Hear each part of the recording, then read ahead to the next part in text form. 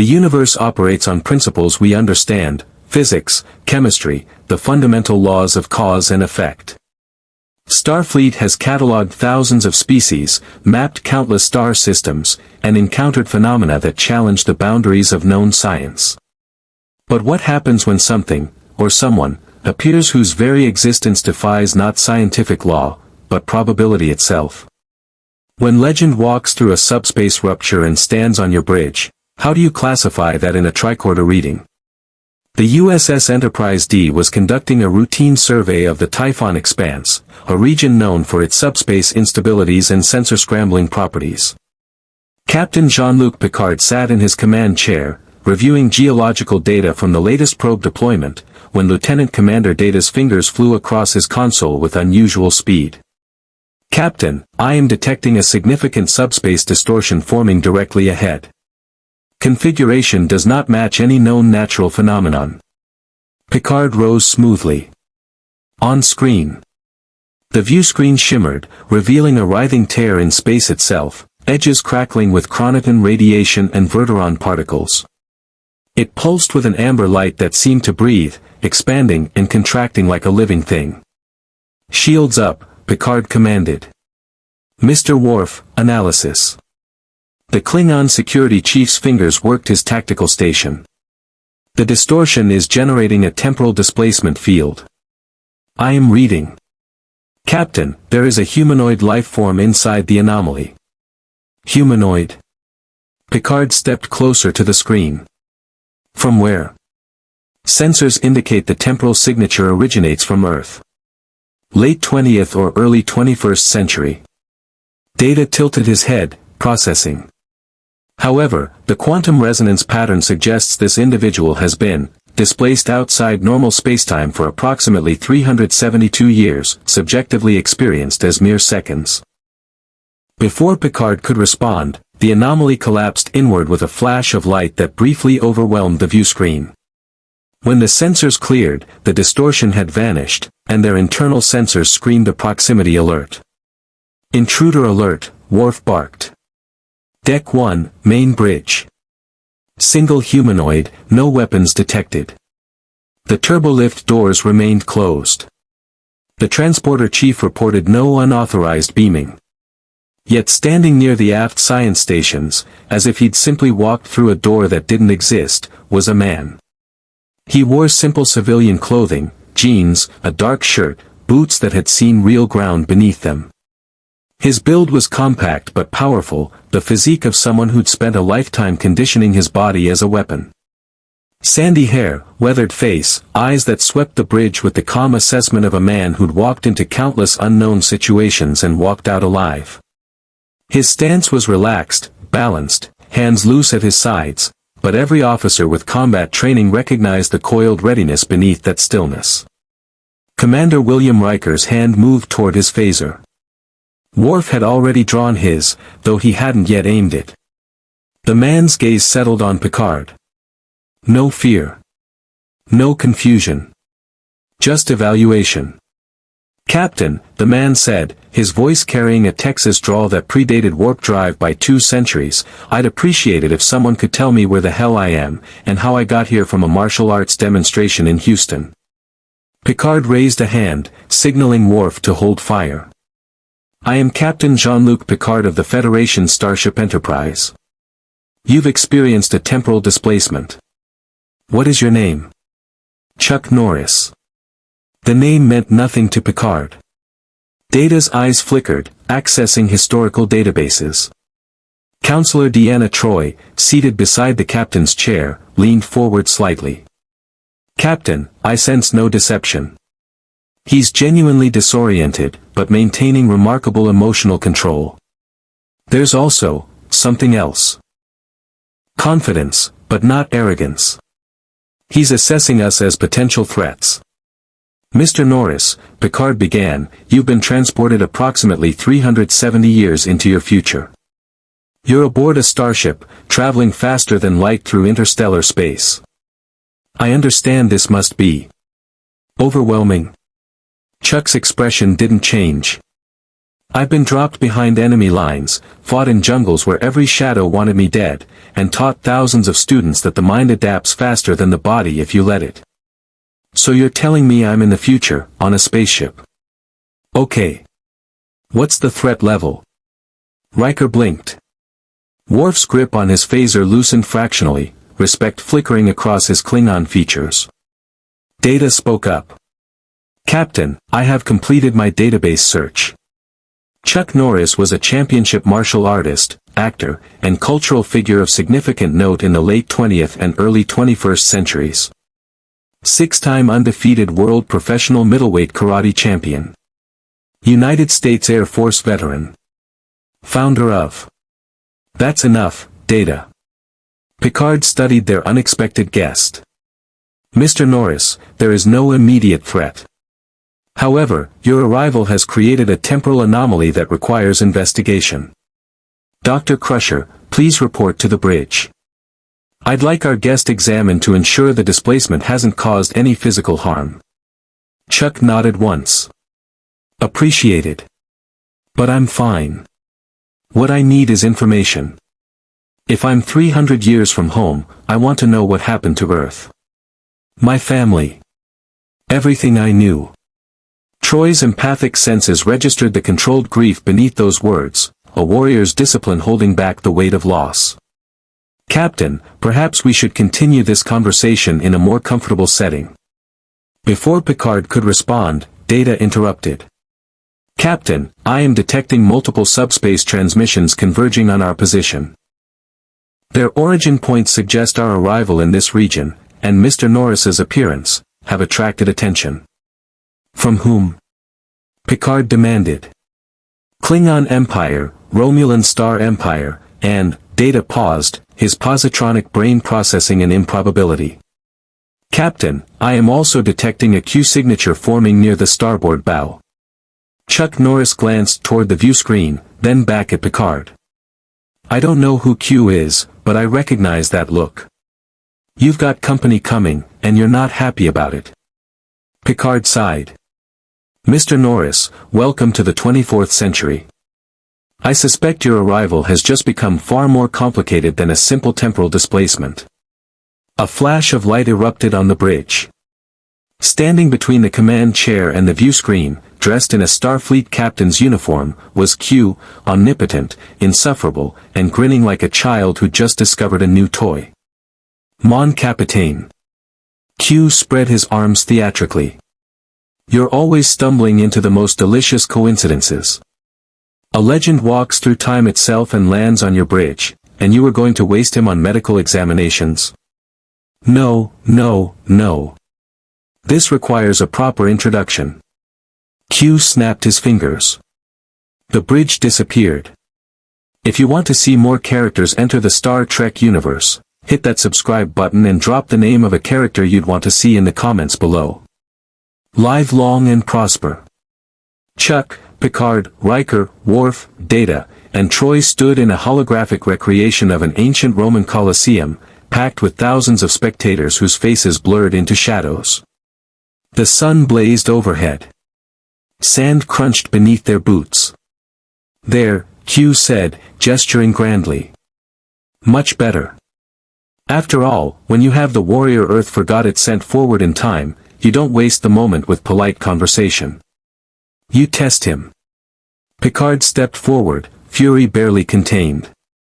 Q, return us to the Enterprise immediately. Oh, I will. But first, Q looked at Chuck Norris, who stood perfectly still, scanning the environment with the same calm assessment he'd shown on the bridge. Tell me, Mr. Norris. Your century worshipped you. Created myths about you. Said you could divide by zero, that you counted to infinity, twice. Absurd, of course. But entertaining. So here's my question, are you the legend they made you, or just a man who happened to be very, very good at hitting people? Chuck met Q's gaze without flinching. I'm a man who's been underestimated before. Usually doesn't end well for the other guy. Q's smile widened. Oh, Mon Capitaine. I think I'm going to enjoy this. The Colosseum sand shifted beneath their feet as Q circled Chuck Norris like a predator evaluating prey, or a connoisseur examining a rare artifact. Picard recognized the pattern. Q had done this before, most memorably at Farpoint Station, placing humanity itself on trial. But this felt different. More personal. More curious. You know what fascinates me about your species? Q mused, his Starfleet uniform shifting to a Roman toga with a thought. You're fragile. Breakable. Your lifespans are mere heartbeats to beings like me. And yet, every few generations, one of you comes along who makes the rest of the galaxy pause. Not through technology. Not through evolution. Just through sheer, stubborn refusal to accept limitations. Worf's hand moved toward where his phaser should have been. Q had naturally disarmed them all. Q, the captain ordered you to return us. And I will, Mr. Worf. But education requires demonstration. Q snapped his fingers again. The arena floor rumbled. Sections of sand collapsed inward, revealing dark tunnels beneath. From those shadows emerged figures, tall, powerful, distinctly non-human. Nausicans, their pig-like faces twisted in aggressive snarls, each carrying wicked-looking bladed weapons. 6 of them, spreading into a loose circle around the Starfleet officers and their temporal guest. Nausicans, Data observed calmly. Highly aggressive species known for violent tendencies and mercenary work. Average height 2.1 meters, muscular structure significantly denser than human baseline. Yes, thank you, Data. Everyone knows Nausicans. Q waved dismissively. Now, here's the experiment. Your precious Federation has rules, Picard. The Prime Directive. Peaceful resolution. Diplomatic solutions. But Mr. Norris here comes from a simpler time.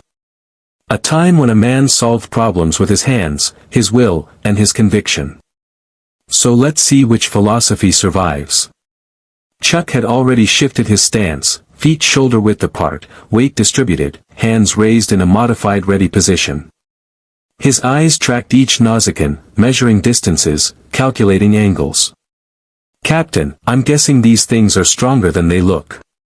Considerably, Picard said, stepping forward to place himself between Chuck and Q, but this is unnecessary. Q, whatever point you're trying to make. Can wait until after the demonstration. Don't worry, mon capitaine. I've set the rules quite fairly. Your people stay out of it, this is between your temporal refugee and his new reality. If Mr. Norris survives, everyone goes home. If he doesn't, Q shrugged. Well, then we'll have answered the question about legends versus reality, won't we? The Nausicans moved forward, weapons scraping across sand. Riker positioned himself beside Worf, both ready to intervene despite Q's proclamation. Troy's empathic senses were overwhelmed by the Nausicans' bloodlust and something else. Chuck's emotional state remained eerily controlled, almost meditative. I sense no fear from him, she whispered to Picard. Just, focus. Absolute focus. Chuck's voice was quiet, directed at Picard without breaking eye contact with the advancing aliens. Captain, I've got 2 questions. First, are these things real or illusions? With Q, the distinction is meaningless. They can harm you either way. Fair enough. Second question, your rules about violence. Do they apply when someone else starts the fight? Picard understood the subtext immediately. This man wasn't asking permission to defend himself, he was asking if Picard would judge him for it afterward. Mr. Norris, self-defense is not a violation of Federation principles. But I must ask you to use minimal. The lead Nausicaan lunged. What happened next took approximately 4.3 seconds, according to Data's internal chronometer, though to everyone watching it seemed to occur in a single fluid motion. Chuck sidestepped the blade's arc, his body angling just beyond the weapon's reach. His hand snapped out, an open palm strike to the Nausicaa's extended elbow. The joint hyperextended with an audible crack. As the alien roared in pain and the weapon fell, Chuck caught the blade mid-air, reversed his grip, and drove the pommel into the Nausicaa's throat. The creature dropped, gasping. The second and third Nausicaans attacked together, attempting to flank him. Chuck dropped low, sweeping the legs of the one on his right while simultaneously throwing the captured blade at the one on his left. The weapon buried itself in that Nausicaa's shoulder, non-lethal, but disabling. The leg-swept alien hit the sand hard. Chuck's boot came down on its weapon hand, pinning it, then delivered a precise strike to a nerve cluster data recognized from Klingon anatomy databases, similar enough to Nausicaan physiology to induce temporary paralysis. 2 seconds elapsed. 3 Nausicaans down. The remaining 3 hesitated, combat experience warring with bloodlust. Their opponent was smaller, lighter, theoretically weaker. But their comrades hadn't landed a single blow. Fascinating, Data observed. Mr. Norris is not relying on superior strength. He is using momentum, leverage, and anatomical weak points to neutralize threats efficiently. His fighting style appears to be a synthesis of multiple martial disciplines. He's barely breathing hard, Worf rumbled, and there was unmistakable respect in the Klingon's tone. He fights with honor, no wasted motion, no unnecessary brutality. Chuck moved before the Nausicaans could regroup. He closed the distance to the nearest one in 3 rapid steps, inside the optimal range for the alien's weapon. An elbow strike to the solar plexus. A knee to the descending head. A rotational throw that used the Nausicaa's own mass against it, slamming the creature into its companion. The final Nausicaan, seeing its entire squad disabled in under 4 seconds, made the intelligent choice. It dropped its weapon and backed away, hands raised. Chuck let it go. He rolled his shoulders once, checked for injuries, and turned to face Q. "I counted to 6, Chuck said flatly. Wasn't twice, but it got the job done. For perhaps the first time in his omnipotent existence, Q looked genuinely surprised. The Colosseum vanished. They stood once more on the Enterprise bridge, Nausicaans gone, crew stations exactly as they'd left them, temporal manipulation erasing the subjective time that had passed. Q studied Chuck with new interest. "You know, I expected brutality. Rage. The primitive satisfaction of violence that characterized your era. But that," he gestured vaguely. "That was art. Disciplined. Controlled. Almost, philosophical. Violence isn't the answer," Chuck replied. "But sometimes it's the question. And the question is, can you end the threat without becoming a threat yourself?" He glanced at Picard. "I'm guessing that's something the Federation thinks about a lot." Picard allowed himself a slight smile. "Indeed." Q snapped his fingers, and his Starfleet uniform reappeared. "Well, this has been educational. Your temporal accident just became infinitely more interesting, Mr. Norris. You see, when you came through that subspace rupture, you created quite the quantum signature.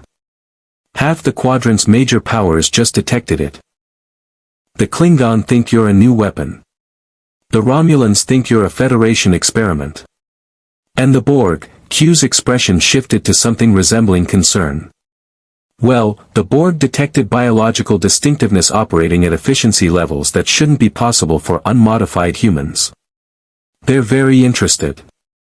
"Q," Picard warned, "what have you done?" "Me?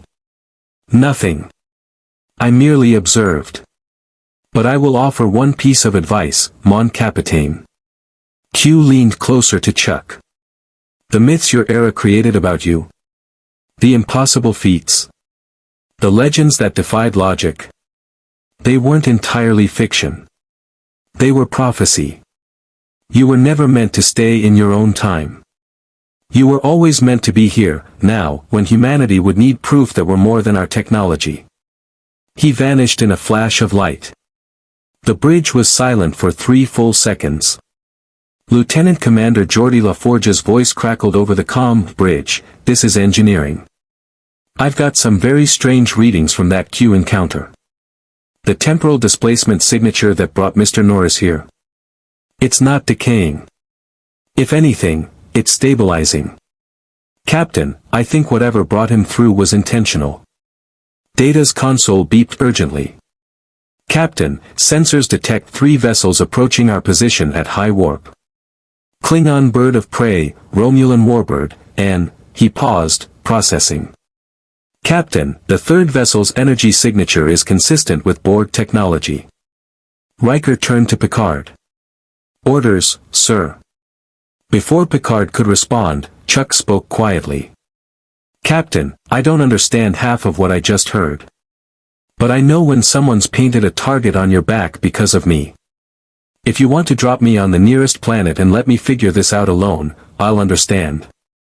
Picard met the warrior's eyes, saw no bravado, no false heroics. Just a man accepting responsibility for circumstances beyond his control and offering to bear the consequences alone. Mr. Norris, Picard said firmly, you are a guest aboard this vessel, displaced through no fault of your own. The Federation does not abandon its guests when they become inconvenient.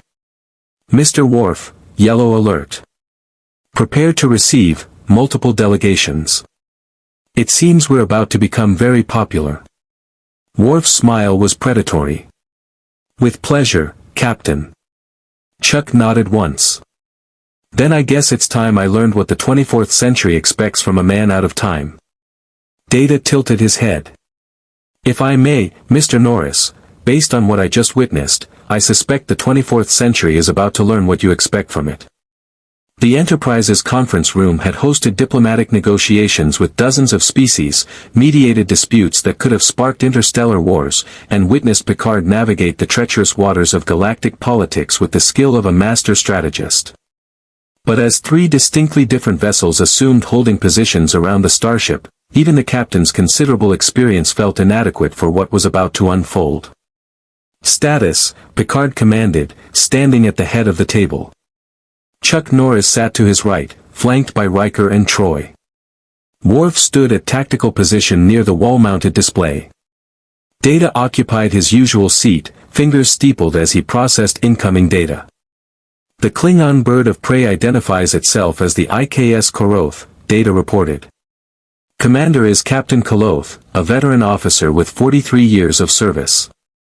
He is requesting permission to transport aboard to meet the warrior who conquered 6 Nausicans without sustaining injury.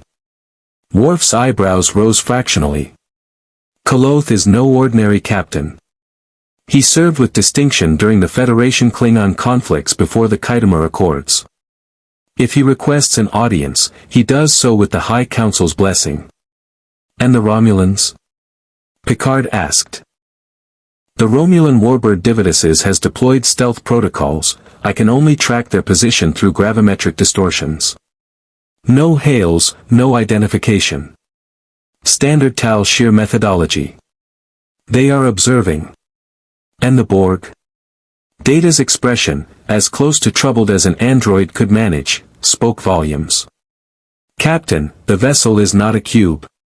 It appears to be a heavily modified Borg sphere, operating with unusual autonomy. It is maintaining distance but has activated scanning beams directed at this ship. Specifically, at Deck 8, Section 12. Guest quarters, Riker noted. Where we were about to assign Mr. Norris. Chuck had been listening silently, absorbing information with the same focused calm he'd demonstrated in Q's arena. Now he spoke. These Borg. Data mentioned assimilation earlier. Walk me through it. Picard leaned forward. The Borg are a collective consciousness, billions of drones linked through cybernetic implants. They travel the galaxy assimilating entire civilizations, adding their biological and technological distinctiveness to their own.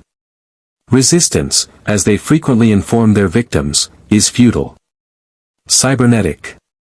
So they're part machine, part organic? Correct, Data confirmed. However, they are not simply cyborgs. The individual ceases to exist. All thoughts, memories, and identity are subsumed into the collective. The Borg do not negotiate. They do not compromise. They exist to achieve perfection through assimilation. Chuck processed this. And they're interested in me because I took down 6 aliens faster than your sensors could track. The Borg prioritize efficiency, Data explained. Your demonstrated combat capability represents biological optimization they have rarely encountered in unaugmented humanoids. To them, you are a specimen worth assimilating. Well, Chuck said quietly, they're welcome to try. The simple statement, delivered without arrogance or fear, sent an unexpected chill through the room. Troy shifted in her seat, her empathic abilities picking up something she couldn't quite articulate, a depth to this man that contradicted his straightforward demeanor. Captain Koloth is hailing us again, Worf announced. He grows impatient. Picard made his decision. Mr. Worf, inform Captain Koloth that we will receive him in 1 hour. That gives us time to brief Mr. Norris on Klingon protocols. He turned to Chuck. The Klingon are warriors, but they operate under a strict code of honor. They value strength, directness, and courage. They despise deception and weakness. Sounds like they'd get along with my old drill instructor. Riker couldn't suppress a slight smile. The similarity has been noted by several Starfleet officers who've trained with Klingon forces. Sir, Data interrupted, the Borg sphere is transmitting. Audio only. A voice filled the conference room, flat, emotionless, layered with thousands of individual voices speaking in perfect unison. We are the Borg. You will deliver the human designated Chuck Norris to us. His biological distinctiveness will be added to our own. Resistance is futile. Silence hung in the air for 3 seconds. Chuck leaned back in his chair. Captain, you got a way to talk back to them? Picard nodded.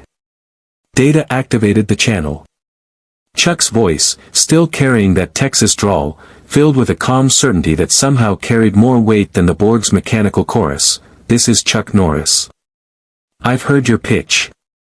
I'm going to pass. But I appreciate the interest. The channel went silent. Then, compliance is not optional. You will be assimilated. Son, I've been told what I will and won't do by experts. Communists, terrorists, Hollywood executives. None of them got their way either. You want me, you're welcome to come try. But I'm going to tell you what I told them, I don't negotiate with bullies, and I sure as hell don't surrender to them. We are not bullies. We are the Borg. We seek only perfection. You know what perfection is? Chuck's tone shifted, still calm, but carrying an edge that made even Worf straighten. It's being okay with who you are without forcing everyone else to be the same. You're not seeking perfection. You're seeking conformity. There's a difference. The channel went dead. Data blinked. Fascinating. In my study of 17,000 Borg encounters, I have never witnessed a human responding to an assimilation threat with philosophical debate. Did it work? Chuck asked. Unknown. The Borg sphere has ceased scanning operations.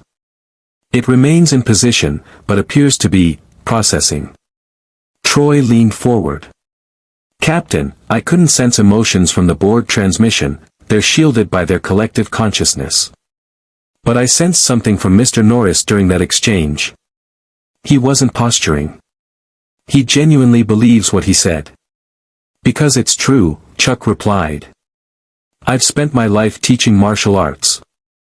The first thing you learn is that real strength isn't about dominating others. It's about mastering yourself. These Borg sound like they forgot that lesson. Picard studied their guest with growing fascination. Mr. Norris, you've been in our time for less than 2 hours.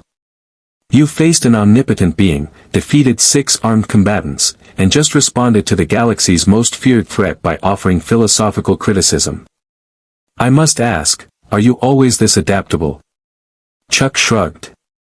My sensei used to say, the bamboo that bends in the wind survives the storm. The oak that resists it breaks. I learned a long time ago that the universe throws things at you that don't make sense. You can spend your energy fighting reality, or you can adapt to it and find the best path forward.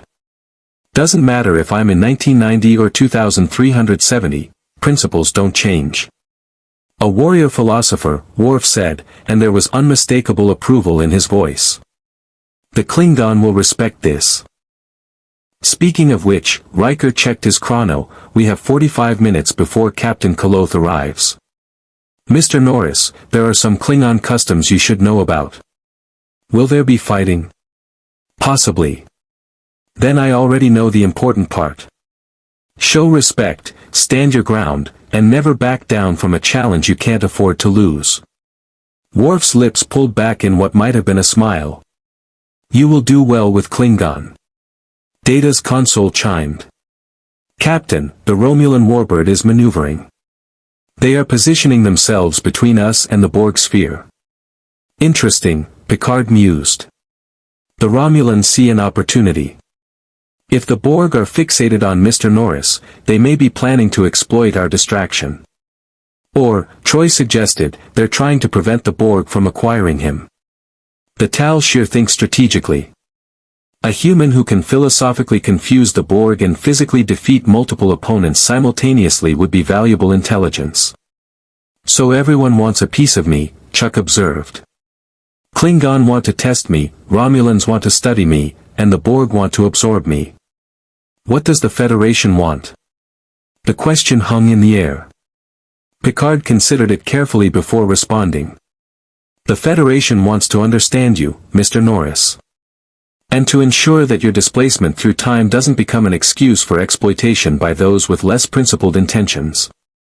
You asked earlier if our rules about violence would judge you for defending yourself. Let me ask you a question in return. If the Klingon demand you fight to prove your worth, if the Romulans attempt to kidnap you for study, or if the Borg launch a direct assault to assimilate you, what will you do? Chuck met the captain's gaze steadily. I'll do what I've always done. Protect those who can't protect themselves, stand up to those who abuse power, and try my best not to start fights I don't need to finish. Your Federation sounds like it's built on similar ideas. Different methods, maybe. More technology, more diplomacy. But the core principle is the same, do the right thing, even when it's hard. The Prime Directive would argue there are times when the right thing is inaction. And I'd argue there are times when inaction is just cowardice with a fancy name. Chuck's expression softened. But I'm not trying to pick a fight with your philosophy, Captain. I'm just telling you where I stand. If you can work with that, I'm happy to learn your way. If you can't, he spread his hands. Then maybe I find another path. Picard nodded slowly. I believe we can work with that, Mr. Norris. Though I suspect your presence here will challenge many of our assumptions about both human potential and the limits of diplomacy. Worf's console beeped. Captain Koloth is transporting aboard. He is accompanied by 2 guards and his first officer. Very well. Mr. Worf, please escort our guests to the conference room. Picard stood, adjusting his uniform. Mr. Norris, welcome to your first official Federation diplomatic encounter. I suspect it will be memorable. Captain, Chuck said as they prepared to meet the Klingon delegation, just one more question. These Klingon, how do they feel about handshakes? Worf actually laughed. They will respect a firm grip. But if Captain Koloth offers you blood wine, drink it. To refuse is an insult. How strong is blood wine? It has been known to incapacitate species with less robust metabolisms. Chuck grinned, the first genuine smile they'd seen from him. Then I guess we'll find out if humans from 1990 can keep up with aliens from 2370. The conference room doors opened. Captain Koloth entered, older than Chuck had expected, graying hair pulled back, but moving with the confidence of a warrior who'd earned every scar on his ridged forehead. His eyes locked onto Chuck immediately. So, Koloth rumbled, his voice like grinding stone, you are the human who fights like a Klingon but talks like a philosopher. I have come to determine which aspect is the truth, and which is deception. Chuck stood, extending his hand. Chuck Norris. And the answer is both. I don't see why they have to be separate. Koloth stared at the offered hand for a long moment. Then, with deliberate slowness, he clasped it. Then we shall find out together, Chuck Norris of Earth. One way or another. Captain Kolotha's handshake was a test. Chuck recognized it immediately. The Klingon's grip tightened incrementally, watching for any flicker of discomfort or withdrawal. Chuck had experienced this dozens of times in martial arts tournaments, military barracks, and backroom negotiations with men who believed physical dominance established hierarchy. He met the pressure with equal force, neither escalating nor yielding, maintaining eye contact with the same steady calm he'd shown since materializing on the bridge. After 5 seconds, Koloth released his grip and barked what might have been laughter. You do not flinch. Good. A warrior who cannot endure discomfort is worthless in battle. He gestured to his companions. My first officer, Lieutenant Krell, and my security detail. They insisted on accompanying me, though I told them a human who defeats 6 Nausicans would hardly ambush an old Klingon in a Starfleet conference room. Your reputation precedes you, Captain Koloth, Picard said smoothly, gesturing toward the seats. Please, join us. Koloth ignored the chair, instead circling Chuck like a predator evaluating prey, or a master assessing a student. The reports are incomplete. They say you moved faster than sensors could accurately track. They say you showed neither fear nor hesitation. They say you used the Nausicans' own strength against them, turning their aggression into their downfall. He stopped directly in front of Chuck. What they do not say is how. Are you augmented? Genetically modified?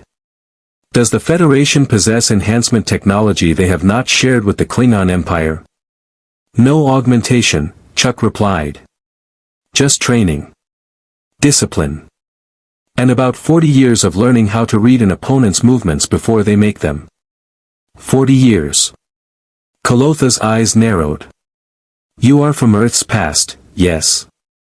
Before genetic modification was banned by your Federation. I'm from 1990. We had genetic engineering, but it wasn't common. What I have, I earned through practice. Every day, for decades. Conditioning the body, training the mind, studying different fighting systems until they became reflexes. Lieutenant Krell, younger and broader than Koloth, snorted dismissively. Humans are weak. Fragile.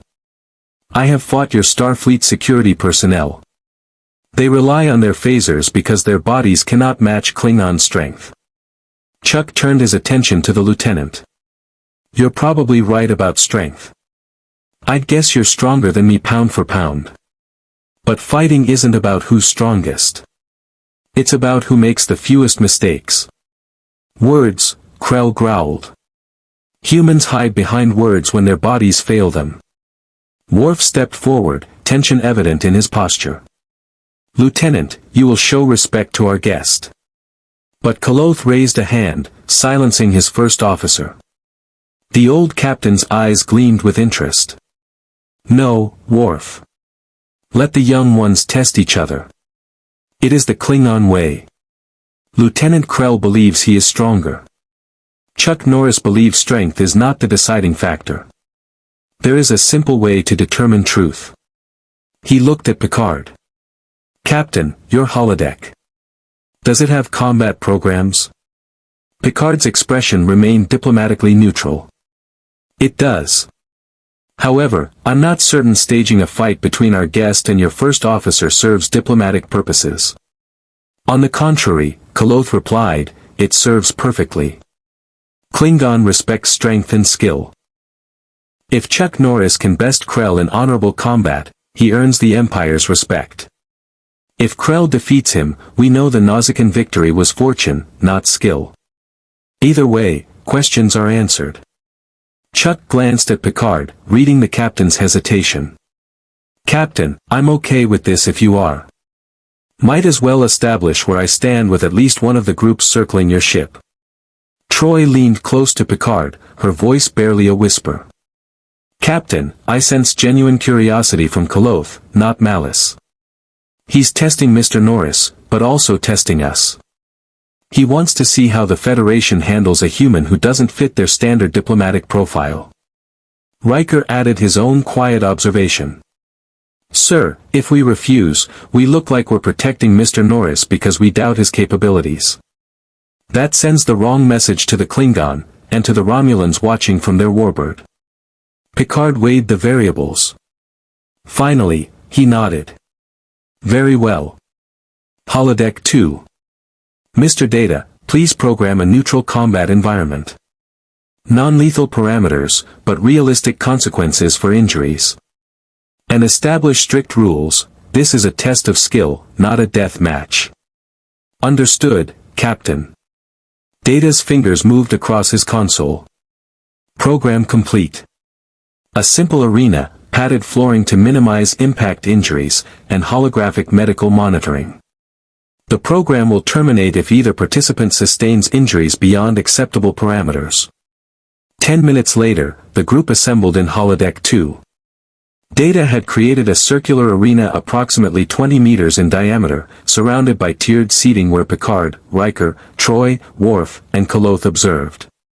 The floor was firm but yielding, enough to prevent broken bones from throws, but not so soft as to impede footwork. Lighting came from overhead sources that eliminated shadows and ensured clear visibility. Lieutenant Krell stripped off his uniform jacket, revealing a muscular torso crisscrossed with scars. He stood 2.3 meters tall, outweighed Chuck by at least 40 kilograms, and moved with the confident aggression of a warrior accustomed to physical dominance. Chuck removed his shirt as well, revealing the lean, corded musculature of a lifetime martial artist, no excess mass, every muscle developed for function rather than appearance. Old scars marked his body too, the map of a life spent training and fighting. Rules are simple, Koloth announced. No weapons. No killing strikes. Fight until one submits or cannot continue. You may begin when ready. Krell didn't wait for further preamble. He charged forward with a roar, intending to use his mass advantage to overwhelm his smaller opponent through sheer momentum. It was a sound strategy against most humans. Chuck wasn't most humans. He didn't retreat or brace for impact. Instead, he shifted his weight to his back leg, angling his body 45 degrees. As Krell closed the distance, Chuck's lead hand snapped out, not a punch, but a precise finger strike to the approaching Klingon's throat. Not hard enough to crush the windpipe, but sufficient to trigger an involuntary gag reflex. Krell's charge faltered for a fraction of a second. In that fraction, Chuck moved. He stepped inside Krell's reach, one hand securing the Klingon's leading arm while his other hand struck the inside of Krell's knee. The joint buckled slightly. Chuck used that momentary instability to hook his leg behind Krell's, then drove his shoulder into the Klingon center mass. Physics did the rest. Krell's momentum, redirected and amplified, sent him crashing to the mat. The Klingon rolled smoothly, regaining his feet with impressive speed. Respect flickered across his features. You are faster than you appear. And you're tougher than you look, Chuck replied. That knee strike should have taken you down longer. Krell attacked again, this time more measured. He threw a powerful right hook, enough force to shatter human bone. Chuck slipped the punch by centimeters, feeling the wind of its passage, and countered with a rapid combination, elbow to the ribs, knee to the thigh, palm heel strike to the jaw. Each impact was precise, targeting nerve clusters and vulnerable points. Krell grunted but didn't slow. He grabbed for Chuck, trying to use his superior reach and strength to grapple. Chuck allowed the grab, actually moved into it, then used a classical judo principle to turn the grip against its owner. He dropped his weight, rotated his hips, and executed a textbook hip throw that sent Krell airborne before slamming him into the mat. This time Chuck followed the throw, transitioning smoothly into a joint lock that hyperextended Krell's elbow. The Klingon struggled, his greater strength allowing him to resist the submission attempt, but Chuck adjusted his angle, applying leverage instead of force. He didn't try to overpower Krell's muscles. He manipulated the joint mechanics to make resistance physically impossible without breaking the arm. Yield, Chuck said quietly, or I dislocate your elbow. Your choice. Krell's free hand slammed the mat 3 times, the universal signal of submission. Chuck released immediately, rolling away and standing in one fluid motion. He offered his hand to help Krell up. The Klingon stared at the offered hand for a moment, then clasped it and allowed himself to be pulled to his feet. You fight with honor, Krell said, his tone transformed from dismissive to respectful.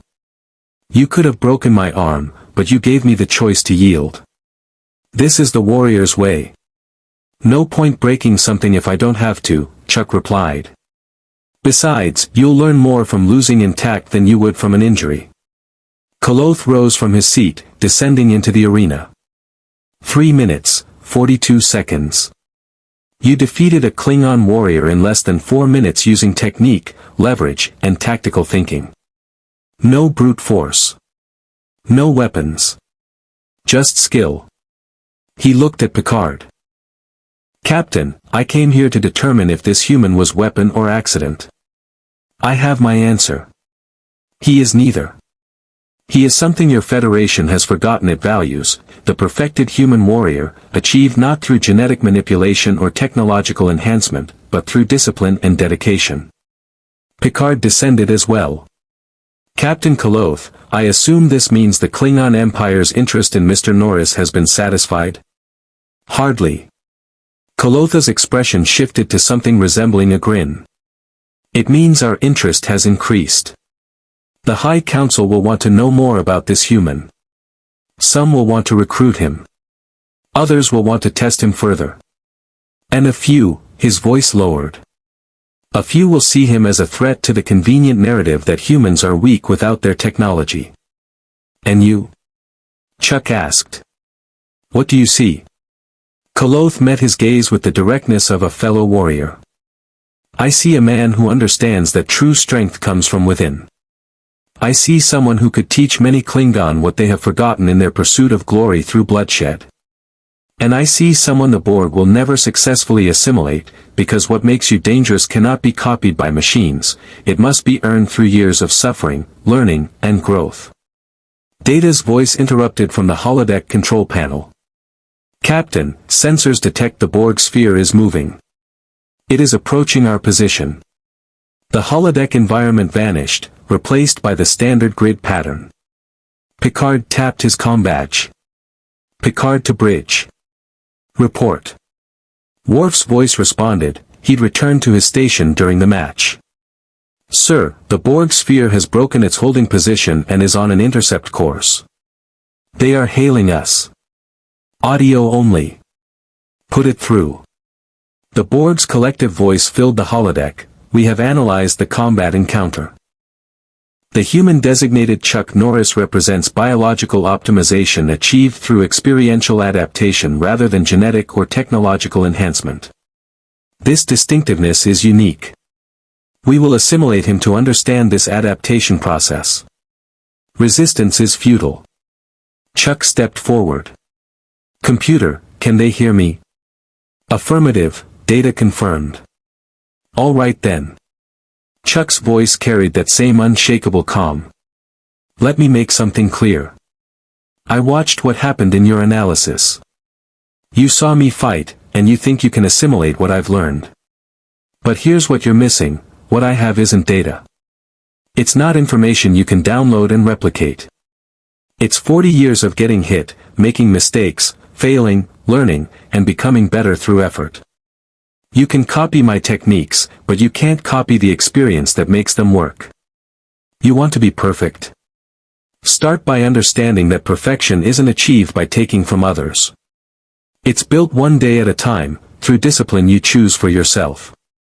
Silence. Then, your philosophy is irrelevant.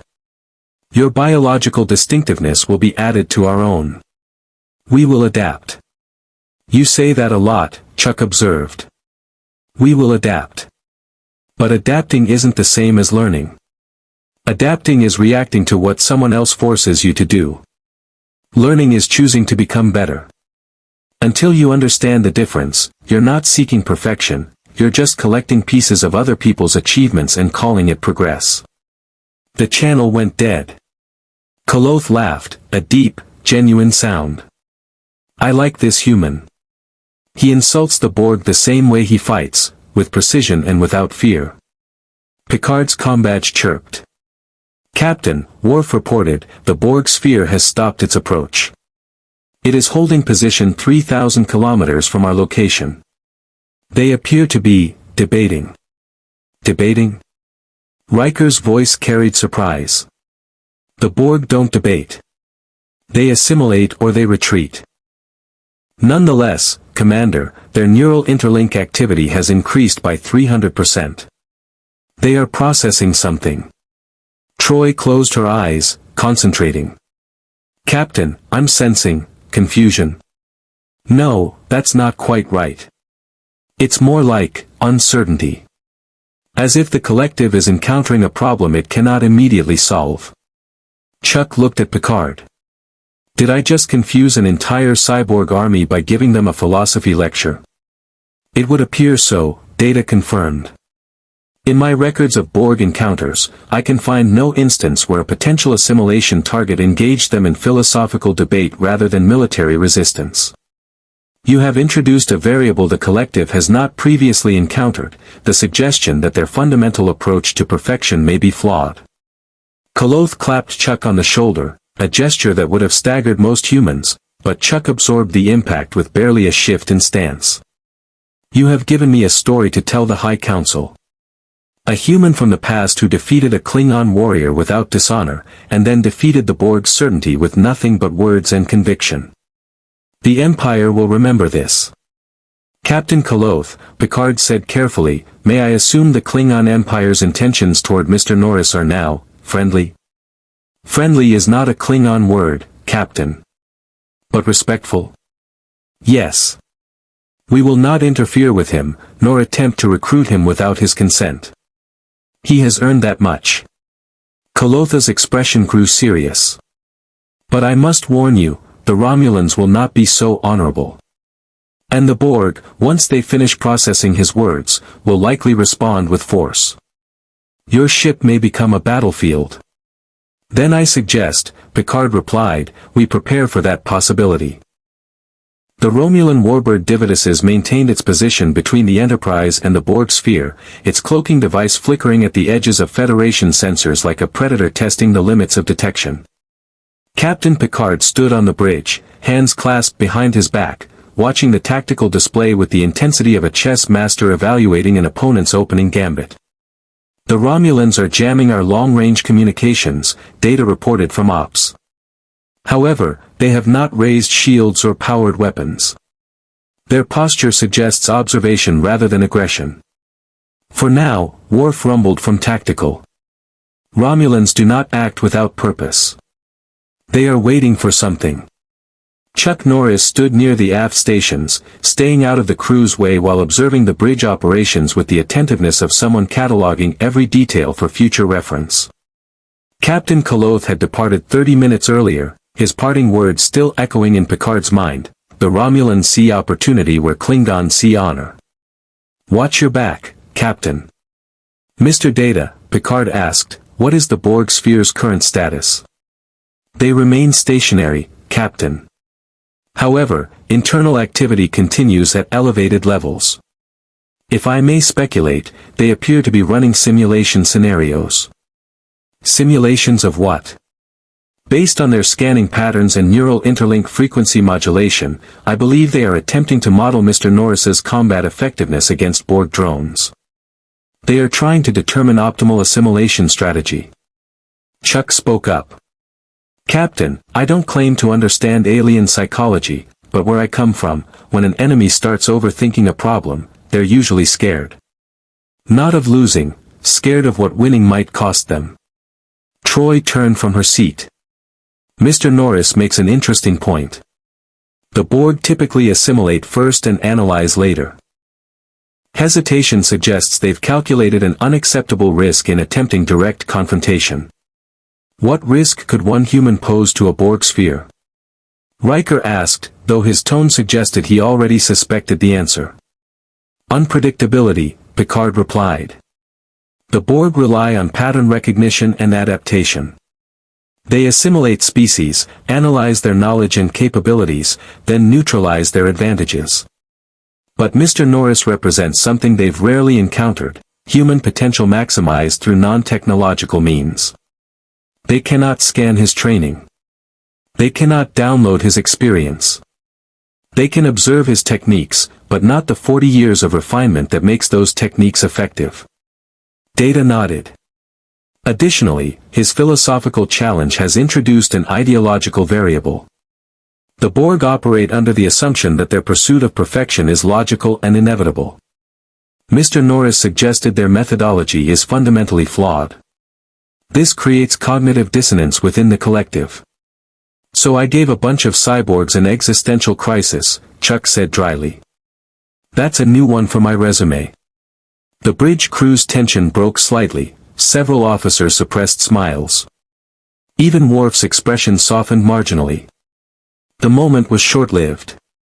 Incoming transmission, Worf announced. Romulan. They are hailing us directly. Picard straightened. On screen.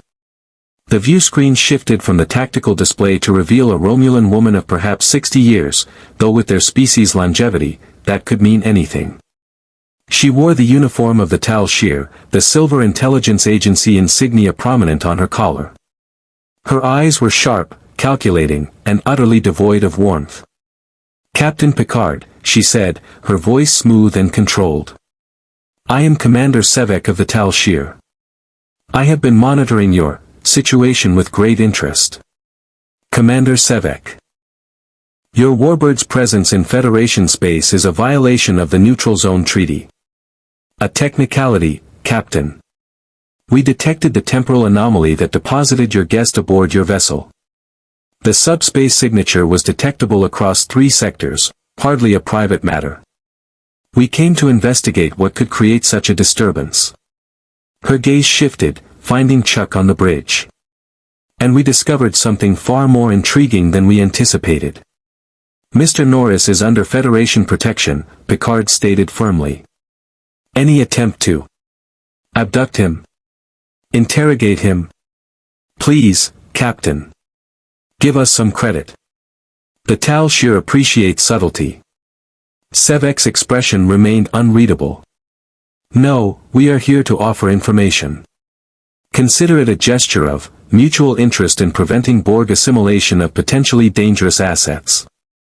Riker stood. The Romulan Empire doesn't make gestures without expecting something in return.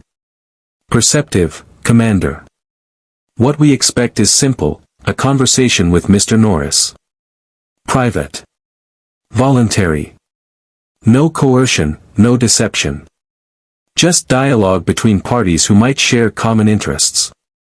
Chuck stepped forward, positioning himself where Sevek could see him clearly.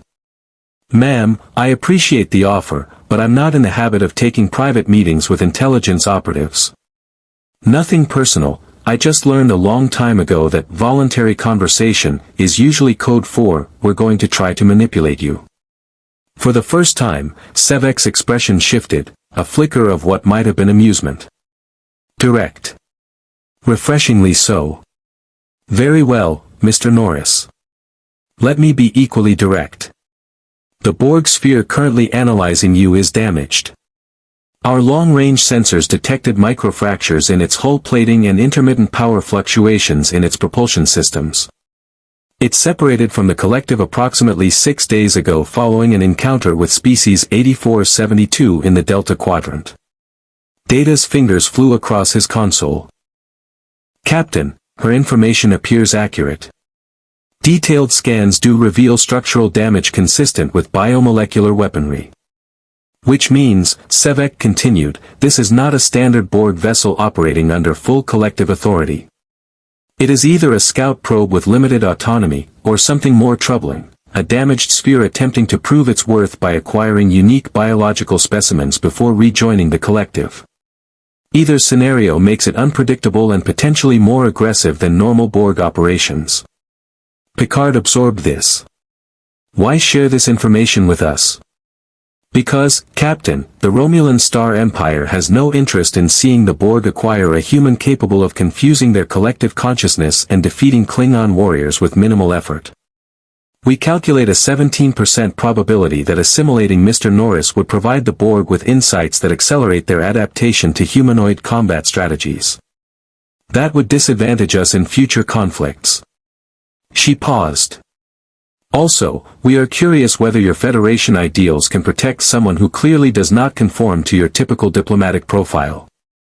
Troy leaned toward Picard. Captain, she's telling the truth, or at least, what she believes to be the truth. But there's calculation behind it. She wants to observe how we handle this situation. Chuck spoke again. Commander Sevek, I've got a question for you. If you're so worried about the Borg getting their hands on me, why not just help the Enterprise blow up that sphere and solve the problem? Because, Mr. Norris, destroying a Borg vessel alerts the Collective to the threat that destroyed it. The sphere's absence would be noted, its last recorded data analyzed, and a fleet of cubes would arrive within weeks to investigate. Better to discourage them. Make the cost of pursuing you greater than the perceived benefit. How? Picard asked. Sevek's smile was predatory. By demonstrating that Mr. Norris is not an isolated phenomenon, but rather evidence that humanity's potential has been systematically underestimated. The Borg fear what they cannot predict or control. Show them that assimilating one exceptional human might awaken something in humanity they've failed to account for, a capacity for excellence that cannot be replicated through technology alone. Data tilted his head. Commander Sevek, you are suggesting we engage in psychological warfare against the Borg Collective. I am suggesting, Mr. Data, that you use your most effective weapon, not phasers or photon torpedoes, but uncertainty. The Borg's greatest weakness is their inability to tolerate unsolved problems. They will either retreat to analyze further, or attack with overwhelming force. Our presence here complicates their calculus. 3 major powers orbiting a single human. That suggests value beyond what their sensors can quantify. Worf's console beeped urgently. Captain, the Borg sphere is powering weapons. They are locking targeting sensors on our position. Sevek's image remained calm. It appears they have finished their analysis and chosen aggression. Captain Picard, I strongly suggest you raise shields. My warbird will provide covering fire, but only if you accept our assistance. Picard's jaw tightened. Accepting Romulan aid meant political complications, questions from Starfleet Command, potential violations of engagement protocols, and owing a debt to the Tal Shiar. Refusing meant facing a Borg sphere with limited firepower and a guest whose safety was his responsibility. Chuck's voice cut through his deliberation. Captain, I've got a different idea. Let me talk to them again. Mr. Norris, with respect, they are past the point of dialogue. Maybe. But you said they're a damaged sphere, possibly operating independently. That means they're not thinking like the full collective, they're thinking like a damaged unit trying to prove its value. I've dealt with people like that before. Soldiers who got injured and overcompensated by taking unnecessary risks. The key isn't to threaten them. It's to give them an out that preserves their dignity. Riker frowned. You want to give the Borg an honorable retreat? I want to give them a reason to leave without fighting. There's a difference. Chuck looked at Picard. Trust me. I know this type of psychology. Let me try. Sevek's voice drifted from the view screen. Fascinating. Your human wants to negotiate with machines. Captain, are you actually considering this? Picard studied Chuck, saw the same steady confidence that had faced Q, defeated Lieutenant Krell, and challenged the Borg's philosophy without fear. The man was either brilliantly intuitive or dangerously overconfident. Possibly both. Mr. Worf, open a channel to the Borg sphere. Mr. Norris, you have 30 seconds. If they respond with weapons fire, we raise shields and accept Commander Sevek's assistance. Understood? Understood. Worf activated the channel. Chuck stepped closer to the view screen, his posture relaxed but his voice carrying absolute conviction. Borg Collective, this is Chuck Norris. I know you're damaged. I know you're operating outside your normal parameters. And I know you're trying to prove you're still valuable to the collective by bringing them something unique, me. But here's the problem with that plan, I'm not unique because of what I am. I'm unique because of what I've done. Every day, for 4 decades, I chose to improve. I chose discipline over comfort. I chose growth over stagnation. You can assimilate my body, but you can't assimilate choice. You can copy my techniques, but you can't copy the thousands of decisions that created them. The Borg's weapons remained locked, but they didn't fire. Chuck continued. You said you want perfection. Real perfection isn't about collecting pieces of everyone else. It's about becoming the best version of yourself through effort and struggle. You're a damaged sphere, cut off from the collective, trying to find your way back. That takes courage, not the kind of courage you can assimilate, but the kind you have to choose for yourself. So here's my offer, leave. Return to the collective without me. Tell them you encountered something that can't be added through assimilation. Tell them humanity has warriors who earn their strength instead of stealing it. That's more valuable information than my combat techniques would ever be. Silence stretched across the bridge. 30 seconds became 45. A minute. Then, the Borg's voice returned, your proposition is illogical. Yet logical. We have calculated that assimilating you would require resources that exceed our current capabilities. Furthermore, your philosophical framework introduces variables that cannot be resolved through standard collective processes. We will withdraw and report that Chuck Norris represents a category of biological distinctiveness that is inefficient to pursue. The targeting lock disappeared. The Borg sphere's engines engaged, turning away from the Enterprise. Data's console chimed with activity. Captain, the Borg sphere is departing at high warp. They are transmitting a compressed data packet to the collective, likely their encounter report. The bridge was silent for 5 full seconds. Sevek's voice broke the quiet, and for the first time, genuine surprise colored her tone. Extraordinary. You negotiated with the Borg. Successfully. Captain Picard, the Tal Shiar will be analyzing this encounter for years. Picard found himself momentarily speechless. Finally, he managed, Commander Sevek, thank you for your information and your restraint. I trust the Romulan Empire will maintain its distance from Mr. Norris. For now, Captain. But understand, we will be watching. A human who can do what he has done today is either the Federation's greatest asset or its most dangerous vulnerability. Time will reveal which. Her image disappeared as the Romulan warbird re-engaged its cloaking device, vanishing from sensors. Riker turned to Chuck. You just talked the Borg into leaving. That's... I don't have words for what that is. It's called reading your opponent, Chuck replied. They were damaged, isolated, and desperate to prove themselves. All I did was give them a narrative they could accept, one that let them retreat without feeling like failures. Sometimes the best victory is the one where nobody has to fight. Worf's expression was conflicted, respect warring with his warrior's instinct. You denied yourself battle to achieve peace. That is, unusual. But effective. Picard approached Chuck, studying him with renewed fascination. Mr. Norris, in less than 6 hours you have challenged Q, defeated a Klingon warrior, earned the respect of a Tal Shiar commander, and convinced the Borg to retreat through philosophical debate. I am beginning to understand why the temporal anomaly brought you to our time. The question is, what do we do with you now? Chuck met the captain's gaze steadily. Captain, I think that's the wrong question. It's not what you do with me. It's what I do with this opportunity. I'm 370 years from everything I knew. My family is gone. My world has changed beyond recognition. But I'm still here, and I'm still capable. So the real question is, does the Federation have a place for someone like me? Someone who doesn't fit neatly into your categories but believes in the same principles you do? Picard considered this. The Federation was founded on the principle that infinite diversity creates infinite combinations. You represent diversity not of species, but of philosophy and capability. I believe we can find a place for you, Mr. Norris.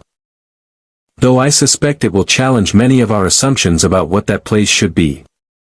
Data interrupted. Captain, incoming transmission from Starfleet Command. Admiral Nechayev wishes to speak with you. Priority 1. Picard sighed. Of course she does. Mr. Data, transfer to the ready room. Number 1, you have the bridge. He glanced at Chuck. Mr. Norris, I suspect this conversation concerns you. You should join me. As they walked toward the ready room, Chuck asked quietly, Admiral Nechayev. Should I be worried?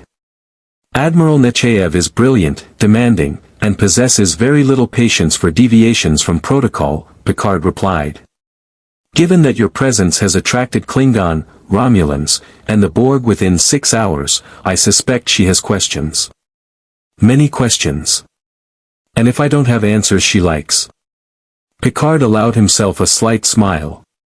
Then I suspect, Mr. Norris, you will do what you've done with everyone else who has questioned you today, speak the truth with conviction, and let the consequences sort themselves out.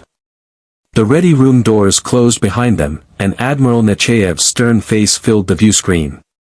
Her expression promised that the next challenge would be political rather than physical, and possibly more dangerous than anything Chuck had faced yet. Admiral Alina Nechayev did not believe in wasting time on pleasantries.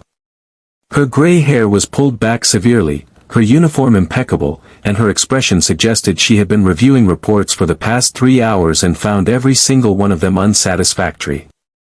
She fixed Picard with the kind of stare that had made countless Starfleet officers reconsider their career choices. Captain Picard. Explain to me why, in the span of 6 hours, your vessel has become the focal point of a diplomatic incident involving 3 major powers, a temporal anomaly that half the quadrant detected, and a human from Earth's past who apparently negotiates with the Borg as a hobby. Picard remained standing, hands clasped behind his back. Admiral, the situation is complex but manageable. The temporal displacement was not our doing, a subspace rupture deposited Mr. Norris aboard the Enterprise. His arrival attracted attention due to the magnitude of the quantum signature. We have since resolved the immediate threats through a combination of diplomacy and demonstration of martial prowess against Klingon warriors, Nechayev interrupted, consulting a PADD. I've reviewed Captain Kolotha's report to the High Council. He described Mr. Norris as the perfected human warrior, and suggested the Federation had been hiding advanced combat training programs. The Klingon ambassador demanded clarification. Do you know how I responded, Captain? I can imagine it was diplomatically challenging, Admiral. I told him the truth, that we had no idea what he was talking about, and that we were investigating. Then the Romulan High Command transmitted intercepted sensor data showing Mr. Norris verbally convincing a Borg sphere to retreat. The Tal Shiar is now theorizing that Starfleet has developed psychological warfare techniques specifically designed to exploit Borg cognitive patterns. And Section 31, she paused, her expression darkening. Section 31 is very interested in meeting Mr. Norris. Chuck, who had been standing silently beside Picard's desk, spoke up. Admiral, with respect, I don't know what Section 31 is. But if it's the kind of organization that gets mentioned with that tone of voice, I'm not interested in meeting them either. Nechayev's gaze shifted to him, and for the first time her expression showed something other than irritation, evaluation. Mr. Norris. You are from 1990, correct? Pre-first contact, pre-federation, pre-warp civilization. By all rights, you should be in shock, psychological counseling, or both. Instead, you're standing in front of me with the composure of a Starfleet officer and the confidence of someone who's already decided he belongs here. Why? Chuck met her stare without flinching. Because I've spent my life adapting to situations I didn't choose but couldn't change. I didn't ask to be dropped into the 24th century. I didn't ask for Klingon, Romulans, and cyborgs to start circling Captain Picard's ship. But since I'm here, I can either spend my time complaining about it, or I can figure out how to be useful. I chose useful. And you believe you can be useful to Starfleet? I believe I can be useful to the principles Starfleet represents. The captain tells me the Federation stands for peaceful exploration, diversity, and protecting those who can't protect themselves. Where I come from, we called that being on the right side. The methods are different, you've got spaceships and I had helicopters, but the core idea is the same. I'm willing to learn your methods if you're willing to accept that mine have value too. Nechayev was silent for a long moment. Then she glanced at Picard. Captain, your assessment. Picard chose his words carefully. Admiral, Mr. Norris represents something rare. Human potential maximized through discipline and training rather than genetic or technological enhancement. He has demonstrated tactical thinking, philosophical depth, and an ability to diffuse conflicts that would typically require military intervention. He is also, by his own admission, a man out of time who needs guidance navigating our era's complexities. I believe he could be an asset, but he requires careful integration. Careful integration. Nechayev's tone was skeptical. Captain, every major power in this quadrant now knows about him. The Klingon respect him, the Romulans are studying him, and the Borg have classified him as inefficient to pursue, which is perhaps the most unsettling endorsement I've ever heard. He cannot simply integrate quietly. Whatever role he assumes will be scrutinized by everyone from the Federation Council to the Obsidian Order. Chuck interjected. Admiral, if I'm causing political problems, there's a simple solution. Drop me on a colony world somewhere, give me a small place to live, and I'll teach martial arts to whoever wants to learn. I don't need to be part of Starfleet or involved in Federation politics. I just need a purpose. That, Nechayev replied, is exactly what Section 31 is afraid you'll say. They believe that allowing an individual of your capabilities to operate independently represents an uncontrolled variable. They will push for oversight, monitoring, or recruitment. Who is Section 31? Chuck asked directly. Picard and Nechayev exchanged glances. Finally, Picard spoke. An autonomous intelligence organization that operates outside normal Starfleet oversight. They claim to protect the Federation through methods the rest of us would consider unethical. They are highly classified, technically illegal, and extremely effective. So they're like the CIA, but without congressional oversight. An imperfect but functional comparison, Nechayev confirmed. And they have already submitted a formal request to interview you. I have denied it for now, but my authority only extends so far. If they believe you represent a threat, or an opportunity, they will act with or without official sanction. Chuck's expression hardened. Let me be clear, Admiral. I didn't survive 40 years of training, combat, and life experience to become someone's intelligence asset. If this Section 31 tries to recruit me, they're going to be disappointed. If they try to force me, they're going to regret it. Mr. Norris, Nechayev said, her tone shifting to something approaching respect, I appreciate your directness. However, underestimating Section 31 would be a mistake. They have resources, intelligence networks, and operational flexibility that make them extremely dangerous. Then I'll need allies. Chuck looked at Picard. Captain, you said the Federation values diversity. Does that extend to protecting people who don't want to be government operatives? It does, Picard replied firmly. The Federation guarantees individual autonomy and freedom of choice. Section 31 operates in the shadows precisely because what they do contradicts those principles. Nechayev leaned forward. Captain Picard is correct. However, there is a practical reality we must address. Mr. Norris, you have become a person of interest to multiple governments and organizations. Your safety, and your autonomy, may require some form of official status. If you are simply a civilian refugee, you have limited protection. If you have a defined role within Starfleet or the Federation, you gain institutional backing. What kind of role? Chuck asked cautiously. Data's voice interrupted via the Ready Room's comm system. Captain, I apologize for the interruption, but sensors have detected a vessel approaching at high warp. Configuration is unfamiliar. They are hailing us, but the signal is encrypted with what appears to be Section 31 protocols. Nechayev's expression darkened. Faster than I anticipated. Captain, do not allow them to transport Mr. Norris off your ship under any circumstances. Consider this a direct order. Understood, Admiral. The view screen shifted. Nechayev's image was replaced by a man in his mid-50s, wearing civilian clothing that somehow looked more official than most Starfleet uniforms. His eyes were calculating, his posture relaxed but alert, and his smile carried no warmth whatsoever. Captain Picard. I'm Director Koval of Section 31. I believe you have something that belongs to us. Mr. Norris belongs to no one, Picard replied coldly. He is a displaced person under Federation protection. Protection. Interesting word. Koval's gaze found Chuck. Mr. Norris, I've reviewed your file, or rather, the historical records we've compiled. 6-time world champion.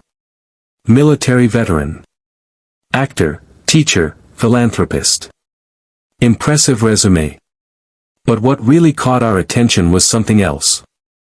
Your psychological profile suggests an individual with strong moral convictions, exceptional discipline, and a tendency to reject authority when it conflicts with personal ethics. Is that assessment accurate?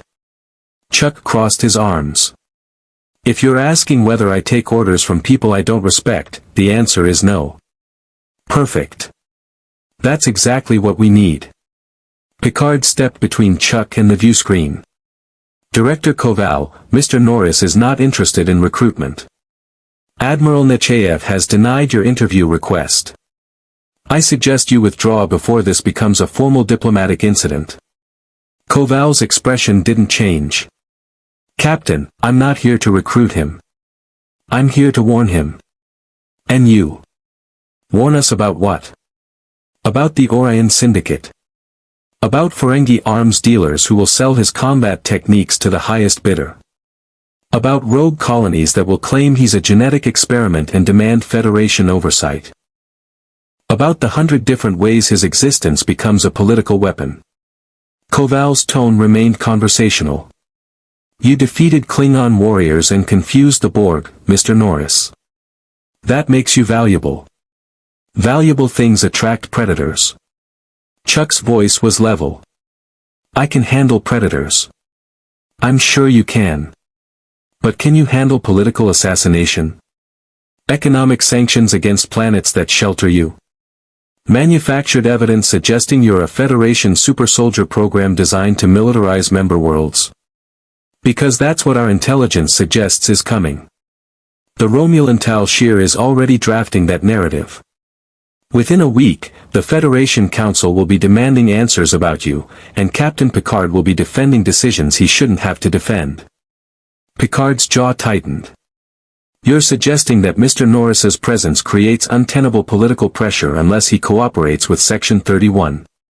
I'm suggesting, Koval replied, that his presence creates opportunities for exploitation unless he has protection that goes beyond official Starfleet channels. Section 31 can provide that protection. We operate outside political constraints. We can make problems disappear before they reach admirals and counselors. In exchange for what? Chuck asked. Nothing immediately. Consider it an investment in future goodwill. We help you now, and perhaps someday you help us. No coercion. No obligations. Just mutual benefit between parties who understand that sometimes the official rules don't cover every situation. Chuck looked at Picard, then back at the screen. That's the smoothest recruitment pitch I've ever heard. And the answer is still no. I don't work with people who operate in shadows and justify it as necessary pragmatism. I've seen what that leads to, good people making compromises that turn them into the thing they were fighting against. Koval's smile finally disappeared. You're making a mistake, Mr. Norris. The galaxy is more complicated than your 20th century morality can accommodate. Maybe. But my morality is all I've got that I know is mine. I'm not trading it for convenience. Chuck's voice hardened. And if your organization tries to manipulate Captain Picard or the Federation into forcing me to cooperate, you'll discover that I'm a lot more trouble than I'm worth. For several seconds, Koval simply stared. Then, unexpectedly, he laughed, a genuine sound that transformed his entire demeanor. You know what, Mr. Norris? I believe you. Very well. Section 31 will back off. For now. But understand, we'll be watching. Not because we want to control you, but because we want to see what you become. You're either going to prove that Federation idealism can survive contact with reality, or you're going to prove we were right all along. Either way, it'll be educational. The transmission ended. The ready room was silent for a long moment. Finally, Picard spoke. That may have been the most disturbing conversation I've had with Section 31. They usually threaten or manipulate. They don't concede. Chuck sat down for the first time since entering the ready room. He's not conceding. He's repositioning. He thinks I'll fail on my own and come asking for help eventually. It's a long-game strategy. You recognize the tactic. I've dealt with recruiters before. Military, intelligence agencies, even Hollywood executives. They all use variations of the same approach, make you think you need them, then wait for you to convince yourself. Chuck rubbed his face, suddenly looking tired. Captain, I appreciate you backing me up. But Koval was right about one thing. My being here is creating problems for you. Maybe the best solution is for me to leave the Enterprise. Find some quiet corner of the galaxy where I can figure out this century without dragging Starfleet into every fight. Picard sat across from him. Mr. Norris, running from problems rarely solves them. It merely delays the confrontation. You have attracted attention, that is true. But you have also demonstrated qualities that are rare and valuable. The question is not whether you belong here, but how you choose to use what you are. Starfleet offers structure, resources, and institutional backing. But it also requires compromise, protocol, and subordination to a chain of command. You must decide if that trade-off serves your principles or conflicts with them. What would you do, in my position? Picard considered carefully. I would ask myself what purpose I could serve that would honor both who I was and who I could become. You were a teacher in your time.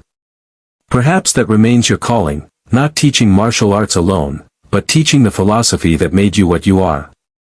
The Federation has academies, training programs, cultural exchange initiatives. You could help prepare people for challenges that technology cannot solve. Chuck absorbed this. A teacher. In the 24th century. Teaching people who have computers that can answer any question and holodecks that can simulate any scenario. Teaching them that knowledge and experience are not the same thing, Picard clarified. That discipline cannot be downloaded. That character is built through choices made under pressure. These are lessons the Federation understands intellectually but sometimes forgets practically. Before Chuck could respond, Data's voice returned over the comm. Captain, Admiral Nechayev is requesting a follow-up communication. She says it is urgent. Picard activated the view screen. Nechayev's expression had shifted from stern to something approaching concern. Captain, I've just been informed that the Federation Council is convening an emergency session tomorrow to discuss the Chuck Norris situation. Apparently several council members received briefings from their respective intelligence services about a human from the past with extraordinary capabilities appearing at the same time as major power movements in the Typhon expanse. They have questions. Many questions. Admiral, Mr. Norris has committed no crimes and violated no Federation laws. I know that, Captain. But perception shapes policy. The Council wants assurances that he is not a threat, not a weapon, and not being manipulated by external powers. They want him evaluated, documented, and assigned a status that makes him politically accountable. And they want it done before the situation escalates further. Chuck stood. "Admiral, let me save everyone time. I'll go to this council meeting. I'll answer their questions. I'll submit to whatever evaluations they require. But I'm not going to apologize for existing, and I'm not going to pretend to be something I'm not to make politicians comfortable." Nechayev studied him for a long moment. "Mr. Norris, the Federation Council consists of representatives from dozens of worlds, each with different cultural values and political agendas. They will ask you difficult questions. Some will be skeptical. Others will be hostile. Are you prepared for that? Admiral, I once testified before the United States Congress about the importance of funding martial arts programs in schools. Politicians are the same everywhere. They care about votes, power, and not looking stupid in public. I know how to talk to them." A ghost of a smile crossed Nechayev's face. "Very well. Captain Picard, you will escort Mr. Norris to Earth. The council session is scheduled for 1400 hours tomorrow at Federation headquarters. Do not be late." "Understood, Admiral." The transmission ended. Picard turned to Chuck. "It appears, Mr. Norris, that your first real test in our century will not be physical. It will be political." Chuck nodded slowly. "Then I guess it's time to find out if the Federation really believes in the principles it claims to stand for. Because if they try to turn me into a bureaucratic problem that needs to be filed away and forgotten, they're going to be disappointed." "I suspect," Picard replied, "that the Federation Council is about to learn the same lesson the Borg did, that some things cannot be assimilated, controlled, or neatly categorized. They can only be accepted or rejected. And rejection carries consequences." Earth looked different through the viewport of a 24th century shuttlecraft, cleaner, greener, cities that glowed with bioluminescent architecture instead of the harsh electric lights Chuck remembered. The atmospheric pollution was gone. The orbital traffic was staggering, starships, cargo vessels, and passenger transports moving in choreographed patterns that would have been impossible in his time. Chuck sat beside Captain Picard in the passenger compartment while Data piloted them toward San Francisco. Counselor Troy occupied the seat across from them, having insisted on accompanying them to provide emotional context assessment during the council session. Chuck suspected she was actually there to keep him calm, though he appreciated the gesture regardless. "That's the Golden Gate Bridge," Chuck said, pointing toward the familiar landmark. "Still standing after 400 years. Some things don't change." The original structure was replaced in 2089, Data explained from the pilot's seat. However, the design was preserved for historical and aesthetic reasons. Many humans find comfort in architectural continuity despite technological advancement. I can understand that. Chuck watched the coastline pass beneath them. Everything else is so different. It helps to see something familiar. The shuttle descended toward Starfleet headquarters, a sprawling complex of buildings that mixed classical architecture with sweeping modern curves. The Federation Council chambers occupied the central structure, an amphitheater-style building that reminded Chuck of ancient Greek democratic forums. Symbolic, he supposed. They landed on a designated pad. Security personnel, human and alien, waited at attention. Chuck recognized the professional bearing immediately. These weren't ceremonial guards but trained operatives evaluating him as a potential threat. A Vulcan woman stepped forward as they disembarked, her posture rigidly formal. "Captain Picard. I am T'Pren, aide to Council President Jareshinyo. I will escort you to the council chambers. The session begins in 37 minutes. Thank you, T'Pren." Picard gestured toward Chuck. "This is Chuck Norris, temporal displacement subject, currently under Starfleet provisional protection pending council review." T'Pren's expression remained neutral. "Your reputation has preceded you, Mr. Norris. The Council has received 14 separate intelligence briefings regarding your capabilities and potential threat assessment. Threat assessment, Chuck repeated. I've been here less than 24 hours and I'm already classified as a potential threat. You have attracted the attention of the Klingon Empire, Romulan Star Empire, and Borg Collective. You have demonstrated combat capabilities that exceed standard human parameters. And your temporal displacement created a quantum signature detectable across 3 sectors. From a security perspective, you represent an unquantified variable. Variables are, by definition, potential threats until proven otherwise. Troy stepped forward smoothly. T'Pren, I'm certain the Council appreciates thorough security protocols. However, Mr. Norris is here voluntarily to address their concerns. Perhaps we could focus on facilitating dialogue rather than emphasizing threat assessments. T'Pren raised an eyebrow, the Vulcan equivalent of surprise. Your observation is noted, Counselor. Follow me. They walked through corridors lined with historical artifacts, pieces of Earth's journey to the stars. Chuck recognized some items: an early Apollo command module, the flag from the first Mars colony, a fragment of the Phoenix, humanity's first warp-capable vessel. Each piece represented a milestone in human evolution from isolated planetary species to interstellar civilization. Captain, Chuck said quietly as they walked, what should I expect from this council session? Are they going to interrogate me? Put me on trial? Neither, formally. This is classified as a fact-finding session, an opportunity for council members to ask questions and assess implications of your presence. However, the questions will be pointed, and some council members will have political motivations beyond simple curiosity. Picard's voice lowered. The Tellarite representative will likely challenge you aggressively. It is their cultural norm to argue forcefully as a sign of respect. The Andorian representative will focus on security implications. The human representatives will vary, but expect at least one to suggest you pose a threat to Federation ideals. And the Vulcans? Will ask logical questions designed to expose inconsistencies or illogical thinking. They will not be hostile, but they will be thorough. They reached a private waiting room adjacent to the council chambers. Through the transparent aluminum windows, Chuck could see the amphitheater filling with council members, dozens of species he didn't recognize, each taking their assigned positions. The room's architecture focused attention on the central floor where witnesses would stand. T'Pren checked a chronometer. 22 minutes. You may wait here. I will return when the council is ready. She departed with precise efficiency. Chuck sat down, suddenly aware of his civilian clothing, the same jeans and shirt he'd been wearing when the temporal anomaly grabbed him.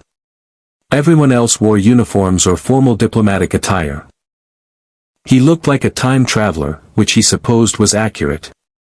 Mr. Norris, Troy said gently, I sense apprehension. That's completely natural. But I also sense determination and clarity of purpose. You know who you are, even if you're uncertain about where you fit in this time. That authenticity will serve you well. I'm not worried about fitting in, Counselor. I'm worried about being turned into something I'm not. Politicians have a talent for taking things that work and regulating them until they don't. Picard sat beside him. The Federation Council is not perfect. Individual members have agendas, biases, and political pressures. However, the institution itself is designed to balance competing interests while preserving core principles. They will push you, test you, and attempt to categorize you. Your task is to remain truthful while demonstrating that you understand the complexities of this era. In other words, show them I'm not a caveman who solves every problem with a roundhouse kick. A slight smile crossed Picard's face. Precisely. Though I suspect a few council members might benefit from that particular learning experience. Data's voice came from the doorway. Captain, I have been analyzing historical precedents for temporal displacement cases. In the past 70 years, there have been 12 documented instances of individuals arriving from Earth's past. Of those 12, 7 were integrated into Federation society after psychological evaluation and cultural training. 3 requested return to their original time period and were accommodated when possible. 2 were determined to pose security risks and were placed under supervised care. What happened to them? Chuck asked. They remained in secure facilities for periods ranging from 3 to 11 years, then were released with monitoring restrictions. Neither adapted successfully to the 24th century. Both eventually requested relocation to isolated colonies where they could live without extensive technological integration. Chuck absorbed this. So my choices are integrate, go back if possible, or get locked up for being too dangerous. Those are the historical precedents. However, none of those individuals attracted the level of attention you have, nor demonstrated your particular combination of capabilities and philosophical coherence. You represent a new category. That's either very good or very bad. Indeed. T'Pren returned. The council is ready. Mr. Norris, you will enter first. Captain Picard, Counselor Troy, and Lieutenant Commander Data will observe from the gallery but may not speak unless the Council specifically requests their input. Mr. Norris, you will stand in the central witness area. Council President Tereshinyo will moderate. You may speak freely in response to questions, but you must recognize Council authority and decorum. Do you understand these parameters? I understand. Then follow me. The council chambers were more imposing from the inside. Tiered seating rose in concentric circles around the central floor, each level occupied by representatives from different Federation worlds. The diversity was staggering: humanoid species, non-humanoid species, beings who communicated through translation devices, and at least one entity that appeared to be pure energy contained in a specialized environmental suit. Chuck descended the steps to the central floor. Silence fell across the chamber as dozens of eyes, and eye equivalents, focused on him. He felt the weight of their scrutiny, their curiosity, their skepticism. He'd faced hostile audiences before, tournament judges who didn't believe in his techniques, military officers who questioned his methods, critics who dismissed his films. This was different. These beings held actual power over his future. Council President Tereshinyo, an Afrosian with distinctive cranial ridges and flowing white hair, stood at the primary podium. His voice carried natural authority tempered by what seemed like genuine kindness. Mr. Chuck Norris, you stand before the United Federation of Planets Council not as an accused, but as a subject of inquiry. We gather to understand the circumstances of your arrival in our time, to assess the implications of your presence, and to determine how the Federation can best serve both your interests and those of our member worlds. You are not required to answer our questions, but cooperation will facilitate resolution. Do you consent to this inquiry? Chuck's voice carried clearly across the chamber. I consent, Mr. President. I'm here to answer your questions honestly and to understand what you need from me. Thank you. We will proceed with representative inquiries. Each council member may pose questions in turn. You may answer as you see fit. Tereshinyo nodded toward a Vulcan male in the front tier. Council member Soval, you may begin. Soval stood, his expression perfectly neutral. Mr. Norris, you claim to have achieved your combat capabilities through training and discipline alone, with no genetic modification or technological enhancement. Our medical scans confirm this claim. However, the efficiency you demonstrated against multiple opponents exceeds statistical predictions for unmodified human capability. Explain this discrepancy. Chuck had expected this question. Council Member Soval, your statistical predictions are based on average human capability. I'm not average, not because I'm genetically superior, but because I spent 40 years specifically training for combat efficiency. Every day, multiple hours, studying different martial arts systems and integrating them. That level of dedication produces results that look impossible to people who haven't done it, but they're completely achievable through consistent effort. You suggest that any human could replicate your results through sufficient training? With the right instruction, discipline, and time? Yes. Not everyone would, it requires sacrifices most people aren't willing to make. But the potential is there in any healthy human. I'm proof of that potential, not an exception to it. A Tellarite representative stood without waiting for recognition, his voice aggressive. Convenient claim. You say anyone could do what you do, yet you're the only one who did. More likely you possess genetic advantages you're unaware of, or your era used enhancement techniques history didn't record. Chuck kept his voice calm despite the challenge. Council member, if you're suggesting I'm lying about my training, I can demonstrate exactly how I developed my techniques. Put me in front of students, let me teach them for a month, and you'll see measurable improvement. My methods aren't secret or impossible, they're just demanding. Most people give up before they see results. I didn't. An Andorian female with distinctive antennae stood next. Security question, Mr. Norris. You've attracted attention from the Klingon Empire, Romulan Star Empire, Borg Collective, and Section 31 within your first day in our time. This suggests you represent either a valuable asset or a significant threat. Which are you? Chuck appreciated the directness. I'm neither, Council member. I'm a person who got dropped into circumstances I didn't create and tried to handle them the best I could. I didn't ask the Klingon to challenge me, the Romulans to study me, or the Borg to try assimilating me. I just dealt with each situation using the principles I've always used, respect for others, standing up to bullies, and trying to find non-violent solutions when possible. If that makes me valuable, great. If it makes me a threat to people who don't like those principles, that says more about them than me. A human representative, a woman from the Alpha Centauri colonies, spoke next. Mr. Norris, you come from an era Earth historians characterize as violent, militaristic, and tribalistic. You were trained in combat art specifically designed to harm others. Yet you claim to value non-violence. How do you reconcile this contradiction? Chuck had faced this question his entire life in different forms. Council member, knowing how to fight and wanting to fight are completely different things. I learned martial arts because I grew up in an era where violence was common, and I wanted to protect myself and others. But every good martial arts teacher will tell you the same thing I'm telling you now, the goal isn't to hurt people. It's to develop the discipline and confidence that makes hurting people unnecessary. You learn to fight so you don't have to. When you know you can defend yourself, you don't feel threatened by every disagreement or insult. That confidence creates peace, not violence. The woman pressed.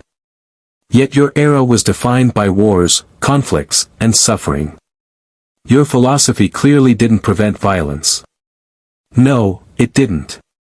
Because not everyone shared it. There were, and probably still are, people who see strength as a tool for domination instead of protection. My philosophy works when both sides commit to it. When only one side does, you need people who can stand between predators and victims. That's what I tried to be in my time. If I'm allowed to, that's what I'll try to be here. Jureshinyo raised a hand. Thank you, Council member. I believe we should address the primary concern many representatives have raised in preliminary discussions. Mr. Norris, several council members fear that your presence, specifically your demonstrated capabilities and your philosophical approach, could destabilize the Federation's commitment to peaceful exploration and diplomatic resolution. They worry you represent a return to humanity's more violent past. How do you respond to this concern? Chuck took a breath. This was the critical moment. Mr. President, I understand the concern. Your federation was built by people who decided violence wasn't the answer to every problem. That's admirable. That's progress. But progress doesn't mean pretending violence doesn't exist or hoping diplomatic solutions work with everyone. It means developing the wisdom to know when dialogue is appropriate and when action is necessary. I'm not here to drag humanity backward. I'm here because I represent something your federation might have forgotten in its pursuit of enlightenment, that strength and compassion aren't opposites. That you can believe in peace while being prepared for war. That the best way to avoid fights is to make it clear you're capable of winning them. If that philosophy threatens your Federation's ideals, then maybe those ideals need some examining. The chamber erupted in conversation, representatives conferring with aides, debating among themselves. Tereshinyo waited for the noise to subside before speaking again. Strong words, Mr. Norris. Let us explore them further. You suggest the Federation has forgotten something. What, specifically, have we forgotten? Chuck met the President's eyes. You've forgotten that your enemies aren't all reasonable. The Borg don't negotiate, they assimilate. The Dominion doesn't compromise, they conquer. You've built a civilization based on the idea that everyone can be reasoned with, that every conflict has a diplomatic solution. But what happens when you encounter someone who sees your willingness to talk as weakness? What happens when your principles become a vulnerability enemies exploit? A hush fell across the chamber. Several council members looked uncomfortable. Others nodded slowly. Are you suggesting, a Vulcan representative asked, that the Federation should abandon diplomatic principles in favor of military solutions? No, Chuck replied firmly. I'm suggesting you remember that diplomacy works because it's backed by the ability to defend yourselves if it fails. You shouldn't want to fight. You should never start fights. But you'd better be prepared to finish them when someone else starts one. That's not militarism. That's responsibility. The session continued for another hour, questions about his intentions, his willingness to submit to Federation authority, his plans for the future. Chuck answered each one with the same steady honesty, neither backing down from his convictions nor attacking theirs.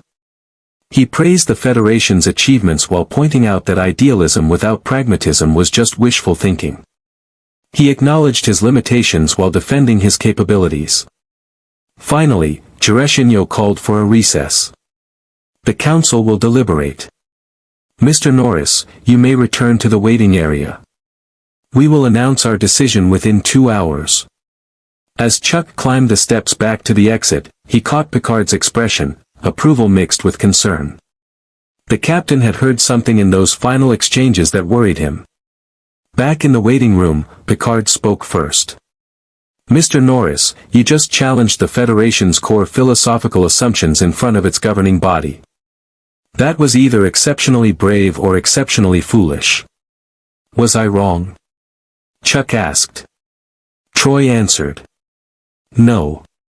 But truth isn't always welcome, especially when it requires people to examine uncomfortable realities. She paused. I sensed genuine discomfort from several council members. You forced them to confront the gap between their ideals and practical necessity. Which means, Data added, the council's decision will be based not on whether you are correct, but on whether they believe the Federation is strong enough to integrate someone who openly questions its assumptions. Chuck sat down heavily. So my future depends on whether politicians are willing to admit they don't have all the answers. That's not reassuring. Picard placed a hand on his shoulder. Welcome to democracy, Mr. Norris.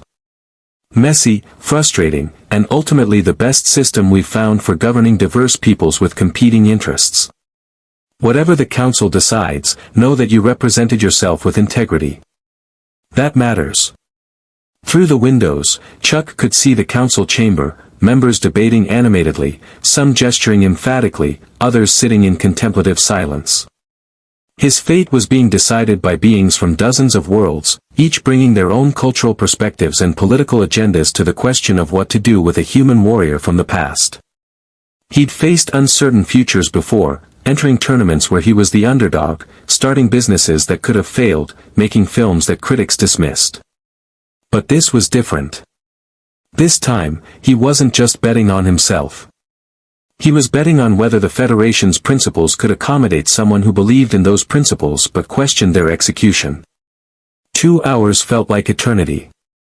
The council chamber doors opened precisely 2 hours and 7 minutes after Chuck had left. T'Pren appeared in the waiting room entrance, her expression revealing nothing. The council has reached a decision. Mr. Norris, you are recalled. Chuck stood, rolling his shoulders once, a habit from decades of pre-fight preparation. Picard, Troy, and Data followed him back through the corridors. The walk felt longer this time, each step carrying the weight of consequences he couldn't predict or control. The chamber was quieter now. The animated debates had ceased, replaced by a formal solemnity that suggested difficult compromises had been reached. Council President Tereshinho stood at his podium, hands clasped before him. His expression was carefully neutral, but Chuck detected something in his eyes, either respect or regret. Possibly both. Mr. Chuck Norris, Tereshinho began, his voice carrying across the silent chamber, the Federation Council has deliberated on the matter of your status, your capabilities, and your future within Federation society. This was not an easy discussion. Your arrival represents unprecedented circumstances that challenge our normal integration protocols. More significantly, your philosophy, while not hostile to Federation values, exists in philosophical tension with certain assumptions we have held regarding human evolution and the role of individual capability in post-scarcity civilization. Chuck remained silent, waiting. Multiple proposals were considered, Tereshinho continued. Some council members suggested immediate integration into Starfleet's tactical training programs, believing your skills could enhance our defensive capabilities. Others recommended extended observation and cultural education, arguing you require more time to understand our era before assuming any significant role. A minority proposed restriction to supervised environments until your long-term stability could be assessed. And one member suggested we attempt to return you to your original time period if temporal mechanics permit. Chuck's jaw tightened at that last option. Being sent back would mean everyone he knew would be dead or elderly, his world changed by 30 years he hadn't experienced. It would be exile in his own time. After extensive debate, Tereshinho said, "We have reached a consensus decision. The Federation Council formally recognizes you as a displaced person entitled to full rights and protections under Federation law. You are granted provisional citizenship pending completion of a 3-month cultural integration program. During this period, you will be assigned a Federation liaison to assist with your transition. You will have freedom of movement within Federation space, subject to reasonable security protocols given the attention your presence has attracted." Relief began to settle over Chuck, but the president wasn't finished. However, the council also recognizes that your demonstrated capabilities and philosophical approach require a structured outlet that serves both your needs and Federation interests. Therefore, we are creating a new position within the Federation, Special Cultural Consultant for Applied Philosophy and Practical Capability Development. This position will be attached to Starfleet Academy but will operate with significant autonomy. Chuck blinked. They'd invented a job title for him. Tereshinho's expression softened slightly. Put simply, Mr. Norris, we are asking you to teach. Not just martial arts, though that may be part of your curriculum. We want you to teach cadets and officers about discipline, practical problem solving, and the integration of physical capability with ethical reasoning. You challenged us to remember that strength and compassion are not opposites. We are asking you to demonstrate that principle by helping train the next generation of Starfleet personnel. A Vulcan Council member stood. This position includes several stipulations. First, you will work within Starfleet's ethical guidelines, including prohibitions against unnecessary force and respect for the Prime Directive. Second, your teaching methods will be reviewed quarterly to ensure they align with Federation values. Third, you will not be granted military rank or authority over operational decisions. You are an educator, not a commander. Chuck processed this. They were offering him purpose, autonomy, and a way to contribute, but with guardrails to ensure he didn't undermine their system. It was compromise. Not perfect, but workable. Fourth, a human council member added, you will be assigned a Federation observer who will monitor your integration and provide regular reports to this council. This is not surveillance, it is support and accountability.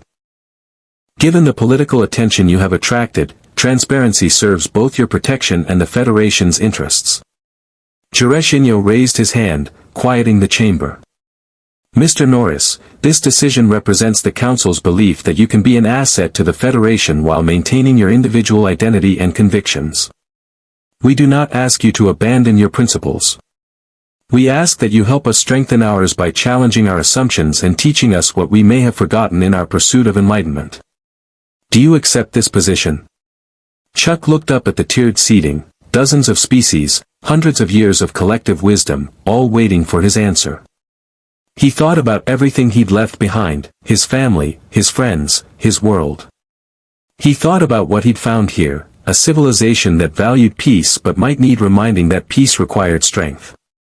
A place where he could teach not just techniques, but philosophy. A future that was uncertain but purposeful. Mr. President, I accept. With one condition. Silence. Council members exchanged glances. Gereshino raised an eyebrow. You are negotiating with the Federation Council? Yes, sir. Because if I'm going to teach Starfleet cadets about integrity and standing up for your principles, I need to demonstrate it myself.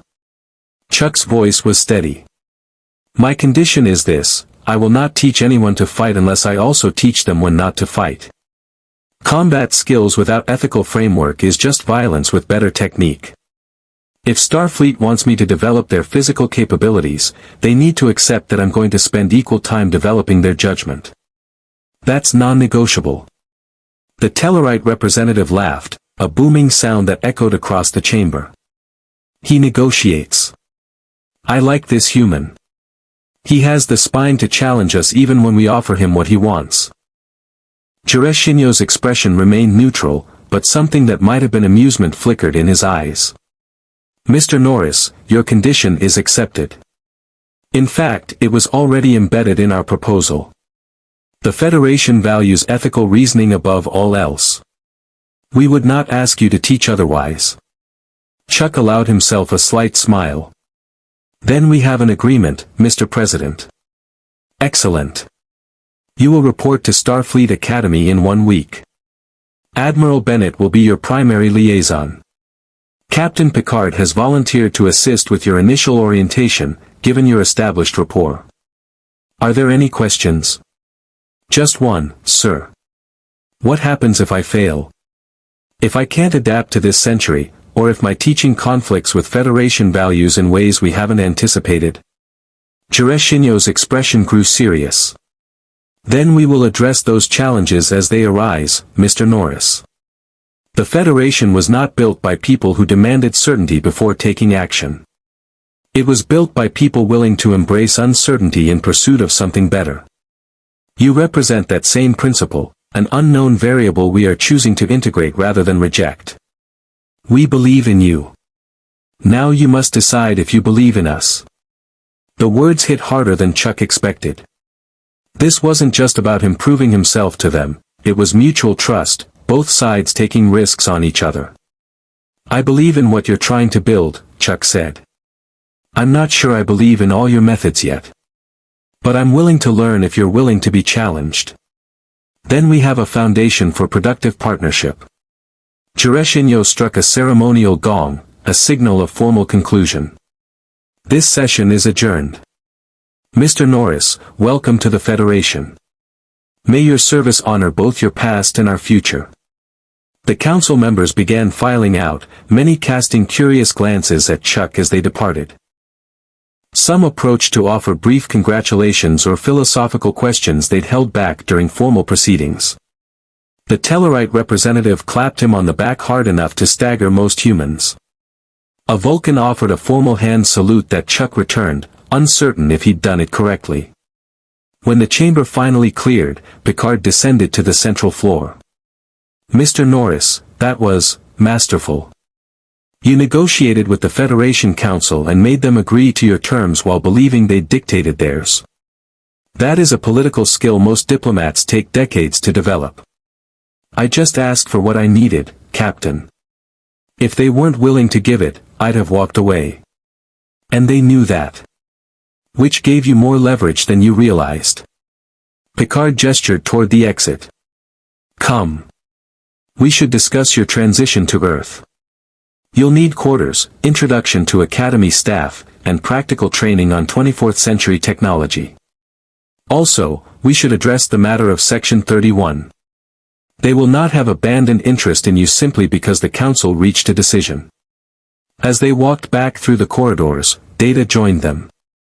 Mr. Norris, if I may ask, during your testimony, you stated that the Federation might have forgotten certain principles. Do you truly believe the Federation has declined, or were you employing rhetorical strategy to provoke thoughtful response? Chuck considered this. Both, Commander. I think the Federation has achieved incredible things: peace across hundreds of worlds, elimination of poverty, exploration of the galaxy. That's genuinely impressive. But I also think success breeds complacency. When things work well for a long time, you stop questioning whether they could work better. You start assuming your way is the only way, or the best way. I don't think the Federation has declined. I think it's plateaued. And plateaus are dangerous because you can't stay still, you're either climbing or sliding back. Troy smiled. You're going to be a controversial teacher, Mr. Norris. Starfleet cadets are trained to respect institutional wisdom. You're going to challenge that. Good. Respect is important, but blind obedience is how good organizations become bad ones. If I can teach even one cadet to question orders that don't make sense, to stand up when something's wrong, to think for themselves while still serving something bigger than themselves, that's worth being controversial. They emerged from Federation headquarters into late afternoon sunlight. San Francisco stretched before them, a city transformed but still recognizable. The Golden Gate Bridge gleamed in the distance, connecting past to future. Picard's communicator chirped. He tapped it. Picard here. Captain, this is Admiral Bennett. I've been informed of the Council's decision regarding Mr. Norris. I'll be his liaison during the integration period. I'd like to meet with both of you tomorrow morning to discuss curriculum development and facility assignments. Would 0900 hours at my office be acceptable? Perfectly acceptable, Admiral. We'll be there. Excellent. Also, Captain, please inform Mr. Norris that his first class of cadets is already assembled. Word spread quickly about a combat expert from Earth's past. I have 47 volunteers requesting admission to his first course. He's going to be popular. Chuck raised his eyebrows. 47 students. I usually started with classes of 10 or 15. Picard smiled. Welcome to the 24th century, Mr. Norris. Information travels at warp speed, and reputation is amplified by interstellar communication networks. By tomorrow, half the Federation will know about the human who negotiated with the Borg and challenged the Council. You have become, whether you intended to or not, a symbol. A symbol of what? That remains to be determined. Some will see you as proof that humanity's warrior past still has value. Others will see you as a test of whether the Federation's ideals can accommodate dissenting philosophies. And a few, like those 47 cadets, will see you as someone who might teach them something their standard curriculum cannot. They walked toward a transport station where a shuttle waited to take them to temporary quarters Starfleet had arranged. As they walked, Chuck noticed people staring, not with hostility, but with curiosity. Word had indeed spread quickly. A young human woman, perhaps 19, approached hesitantly. Excuse me, are you Chuck Norris? The one from the council session? Chuck stopped. Yes, I am. I just wanted to say, thank you. My grandfather fought in the Dominion War. He always said the Federation had forgotten that peace requires people willing to defend it. When I heard what you said to the council, about strength and compassion not being opposites, it made me think about why I joined Starfleet Academy. I want to be someone who protects people, not just explores space. It's good to know there's going to be someone teaching that. She left before Chuck could respond, disappearing into the crowd. Troy touched his arm gently. That is the impact you will have, Mr. Norris. Not just teaching techniques, but validating beliefs people held but feared expressing. The Federation values many things: exploration, diplomacy, scientific advancement. But we have, perhaps, de-emphasized the nobility of the warrior who serves rather than conquers. You remind us that role still matters. Chuck watched the young woman disappear. I hope I don't disappoint them. You won't, Picard said firmly. Because you understand something essential, that being a warrior is not about seeking conflict, but about being prepared when conflict seeks you. That is a lesson this era needs, whether we have fully acknowledged it or not. They boarded the shuttle. As it lifted off, Chuck looked back at Federation headquarters, the building where his future had been decided by beings from across the galaxy. He'd come to this century by accident, dragged through time by forces he didn't understand. But maybe accident wasn't the right word. Maybe he'd been brought here because something in the universe recognized a need, a civilization that had achieved so much but risked forgetting the foundations that made it possible. Or maybe he was just a guy from 1990 who got lucky and was determined to make the best of impossible circumstances. Either way, he had a job to do. Students to teach. Principles to uphold. And a future to help shape, one class at a time. The shuttle angled toward Starfleet Academy, where his new life would begin tomorrow.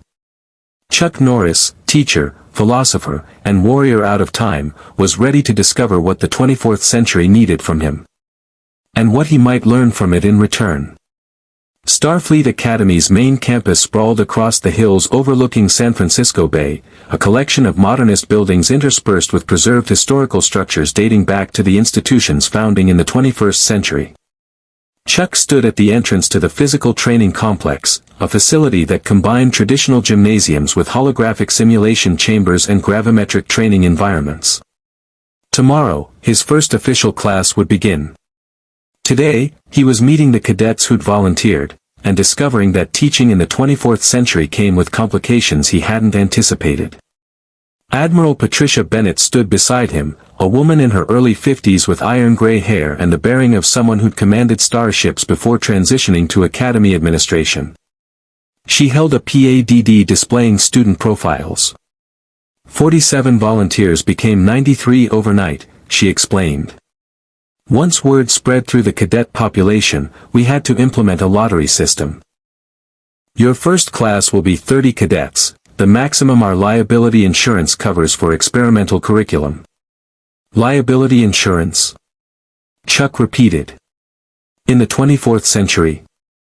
Just because we've eliminated poverty doesn't mean we've eliminated lawyers, Mr. Norris. When you're teaching physical combat to cadets from 17 different species, each with unique physiologies and cultural expectations regarding acceptable contact, documentation becomes essential. We've already had 3 formal inquiries from concerned parents asking if their children will be taught primitive violence techniques. Chuck sighed. Admiral, I spent decades teaching martial arts on Earth. I know how to adjust instruction for different body types, abilities, and cultural sensitivities. What I don't know is how to teach someone with, say, 4 arms or natural armor plating. That's what your first week will determine, adaptation and customization. You'll have a medical officer and cultural liaison present for initial sessions. We'll identify which techniques work across species and which require species-specific modifications. Bennett paused. I should also mention that we've received official observation requests from the Klingon Empire and Vulcan Science Academy. They want to study your teaching methodology. The Klingon I understand. Why the Vulcans? Because you represent an anomaly in their understanding of human development. Vulcans suppressed their emotions through discipline and logic. You achieved extraordinary capability through discipline while maintaining emotional authenticity. They find this philosophically intriguing, possibly even threatening to their assumptions about the necessity of emotional suppression. Data's voice came from behind them. The Vulcan Science Academy's interest is primarily anthropological. However, there is a secondary concern. Your existence suggests that human potential may exceed Vulcan projections. This could alter political dynamics within the Federation if humans are perceived as possessing unrealized capabilities that rival Vulcan cognitive excellence. Chuck turned to find Data approaching with Captain Picard and a Vulcan woman he didn't recognize. She wore Academy instructor's insignia and carried herself with the rigid formality characteristic of her species. "Mr. Norris," Picard said, "may I introduce Commander Tvala. She will be your cultural liaison during the initial training period.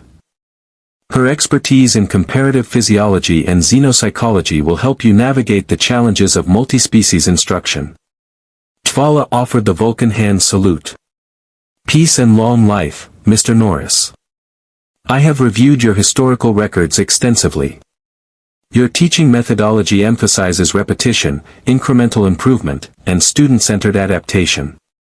These principles align well with Vulcan educational philosophy, though your emotional expressiveness will require adjustment. Commander, I appreciate the assistance. But I need to be clear, I'm not going to suppress my emotions to make Vulcan cadets comfortable. Emotion is part of my teaching. It's how students learn passion, determination, and the difference between discipline and mere obedience." Tvala's eyebrow rose fractionally. "Fascinating. You believe emotion enhances instruction rather than compromising it?" "I know it does. I've taught thousands of students. The ones who succeeded weren't the ones who followed instructions mechanically.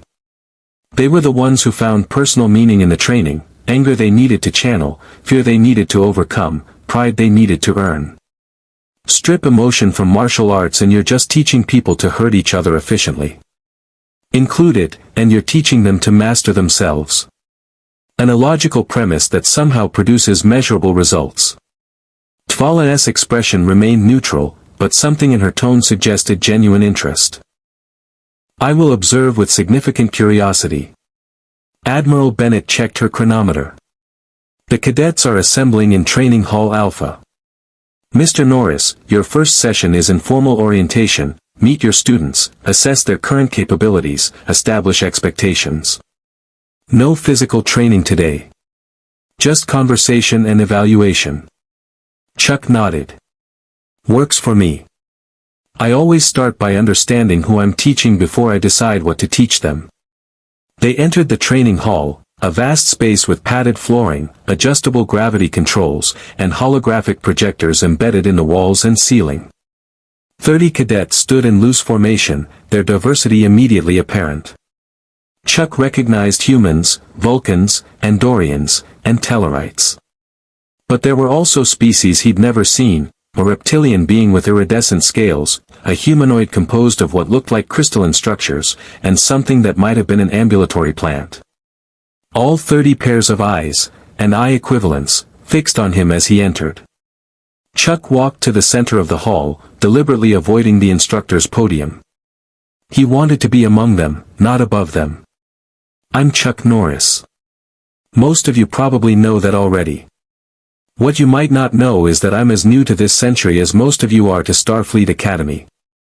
I don't understand half your technology, I can't pronounce most of your species' names, and I'm still figuring out what's considered polite conversation versus offensive inquiry in a multi-species environment. So we're going to learn together."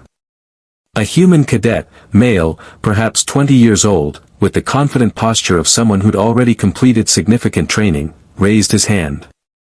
"Sir, we've heard reports that you defeated 6 Nausicans without sustaining injury and convinced the Borg to retreat through philosophical debate. Is that accurate?" "More or less. The Nausicans were in a holodeck scenario with medical safeguards, so calling it defeating them is generous. And I didn't convince the Borg so much as confuse them long enough to make attacking me seem inefficient. But yes, both incidents happened." An Andorian female spoke up. "Sir, Starfleet Academy teaches defensive tactics and basic combat skills. But most instructors emphasize that violence should be avoided whenever possible. Are you going to teach us to fight, or to avoid fighting?" Chuck appreciated the directness. "Both. Here's the truth, the best fight is the one that never happens. If you can resolve a situation through dialogue, do it. If you can walk away from a confrontation without compromising your principles or endangering others, do it. But sometimes you can't. Sometimes someone doesn't want to talk. Sometimes they see your willingness to negotiate as weakness. In those moments, you need to be capable of ending the threat quickly, efficiently, and with minimal harm to everyone involved, including yourself. That's what I'm going to teach you. A Vulcan cadet, female, with the logical precision characteristic of her species, raised her hand. Mr. Norris, your philosophy appears contradictory. You advocate for peaceful resolution while training people for violent confrontation. How do you reconcile this logical inconsistency? It's not inconsistent if you understand that preparation and intention are different things. I train people to fight so they don't have to live in fear. When you know you can defend yourself, you don't feel threatened by every challenge or disagreement. That confidence makes you calmer, more rational, less likely to escalate conflicts unnecessarily. The people most likely to avoid violence are those who genuinely understand what violence costs, and the best way to understand that is through controlled training where you experience it safely. The Vulcan considered this. Your premise suggests that capability creates restraint. Fascinating. A Tellarite cadet, predictably argumentative, challenged him immediately. That's ridiculous. History proves that military capability leads to military aggression. Species develop weapons, then find reasons to use them. You're teaching us to become weapons. Chuck didn't rise to the bait. You're already weapons, cadet. Every species in this room has physical capabilities that could harm others, strength, claws, telepathy, whatever your biology provides. I'm not making you dangerous. You're already dangerous just by existing. What I'm teaching is control, judgment, and the wisdom to know when capability should be deployed and when it should be restrained. There's a huge difference between being capable of violence and being prone to it. The Tellarite paused, then grunted, a sound that might have been grudging agreement. A small, crystalline being spoke in chiming tones that the universal translator rendered as, Mr. Norris, my species has no capacity for physical violence. We are fragile by most standards.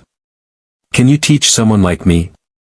Chuck approached the cadet carefully, studying their unique physiology. What's your name? Cadet Tesseric, sir. I am Halkan. Tesseric, here's what I believe, every being has strengths and weaknesses. Your strength might not be physical force, but that doesn't mean you can't defend yourself. We're going to explore what works for you specifically. Maybe it's using your opponent's momentum against them. Maybe it's understanding vulnerable points that don't require strength to exploit. Maybe it's tactical thinking that lets you avoid physical confrontation entirely. I don't know yet. But we're going to figure it out together. The crystalline cadet's structure seemed to brighten slightly, perhaps their equivalent of a smile. For the next hour, Chuck moved among the cadets, asking questions about their backgrounds, physical capabilities, and personal goals. He learned that the reptilian cadet had natural armor plating that made certain strikes ineffective. The plant-based being could alter their density, making them difficult to grapple but vulnerable to environmental changes. 3 human cadets had prior martial arts training but had been told it was archaic compared to modern defensive tactics. 2 Vulcans were there specifically to analyze his methodology for philosophical research papers. The Andorian female, Cadet S.A. Trazan, had lost her father during the Dominion War and joined Starfleet specifically to ensure she could protect others if another conflict arose. Her motivation reminded Chuck of countless students he'd taught who'd experienced violence and wanted to ensure they'd never be helpless again. As the session concluded, Chuck addressed them collectively. Here's what you need to understand before we begin actual training tomorrow. What I'm going to teach you isn't just techniques. It's a way of thinking about yourself, about conflict, and about responsibility. You're going to learn how to hurt people, efficiently, effectively, sometimes lethally. That knowledge comes with weight. Once you know you can do serious harm, every confrontation becomes a choice. Do you escalate or de-escalate? Do you use minimum necessary force or maximum overwhelming force? Do you prioritize your safety or the safety of others, including potential opponents? He paused, making eye contact with as many cadets as possible. These aren't easy questions. There are no universal right answers. But by the end of this course, I want each of you to have your own answers based on your principles, your culture, and your personal code of ethics. I'm not here to make you warriors. I'm here to make you people who understand what being a warrior means, so you can choose whether that's who you want to be. Dismissed. The cadets filed out, many chatting excitedly among themselves. Cadet S.H. Rosen approached before leaving. Sir, thank you. Most instructors teach defensive tactics like they're checking boxes on a training requirement. You're teaching like it actually matters. It does matter, cadet. Someday you might be in a situation where your training is the only thing between someone else and harm. I want to make sure you're ready for that moment. She nodded and departed. Admiral Bennett approached, PADD in hand. Well, Mr. Norris, preliminary assessment says you just won over 30 skeptical cadets in under 90 minutes. That's impressive. However, I should inform you that we've received a formal complaint. Already? From whom? A group of civilian advocacy organizations concerned about militarization of Starfleet Academy curriculum. They're arguing that your appointment represents a retreat from Federation values and a dangerous endorsement of violence as problem-solving methodology. They're demanding a review of your teaching materials before you conduct any physical training. Chuck felt familiar frustration rising. Admiral, I've dealt with this my entire teaching career. Every time someone sees martial arts training, they assume it's about promoting violence. They never understand it's about preventing it. I know. And the Academy administration supports you. However, public perception matters. The Federation Council's decision to create your position was controversial. If you want to keep this job, you'll need to demonstrate results that justify the controversy, cadets who are more capable, more thoughtful, and more aligned with Federation values because of your instruction. No pressure, then. Bennett smiled slightly. Welcome to institutional education, Mr. Norris. Every teacher faces scrutiny. You just happen to face it from multiple planetary governments simultaneously.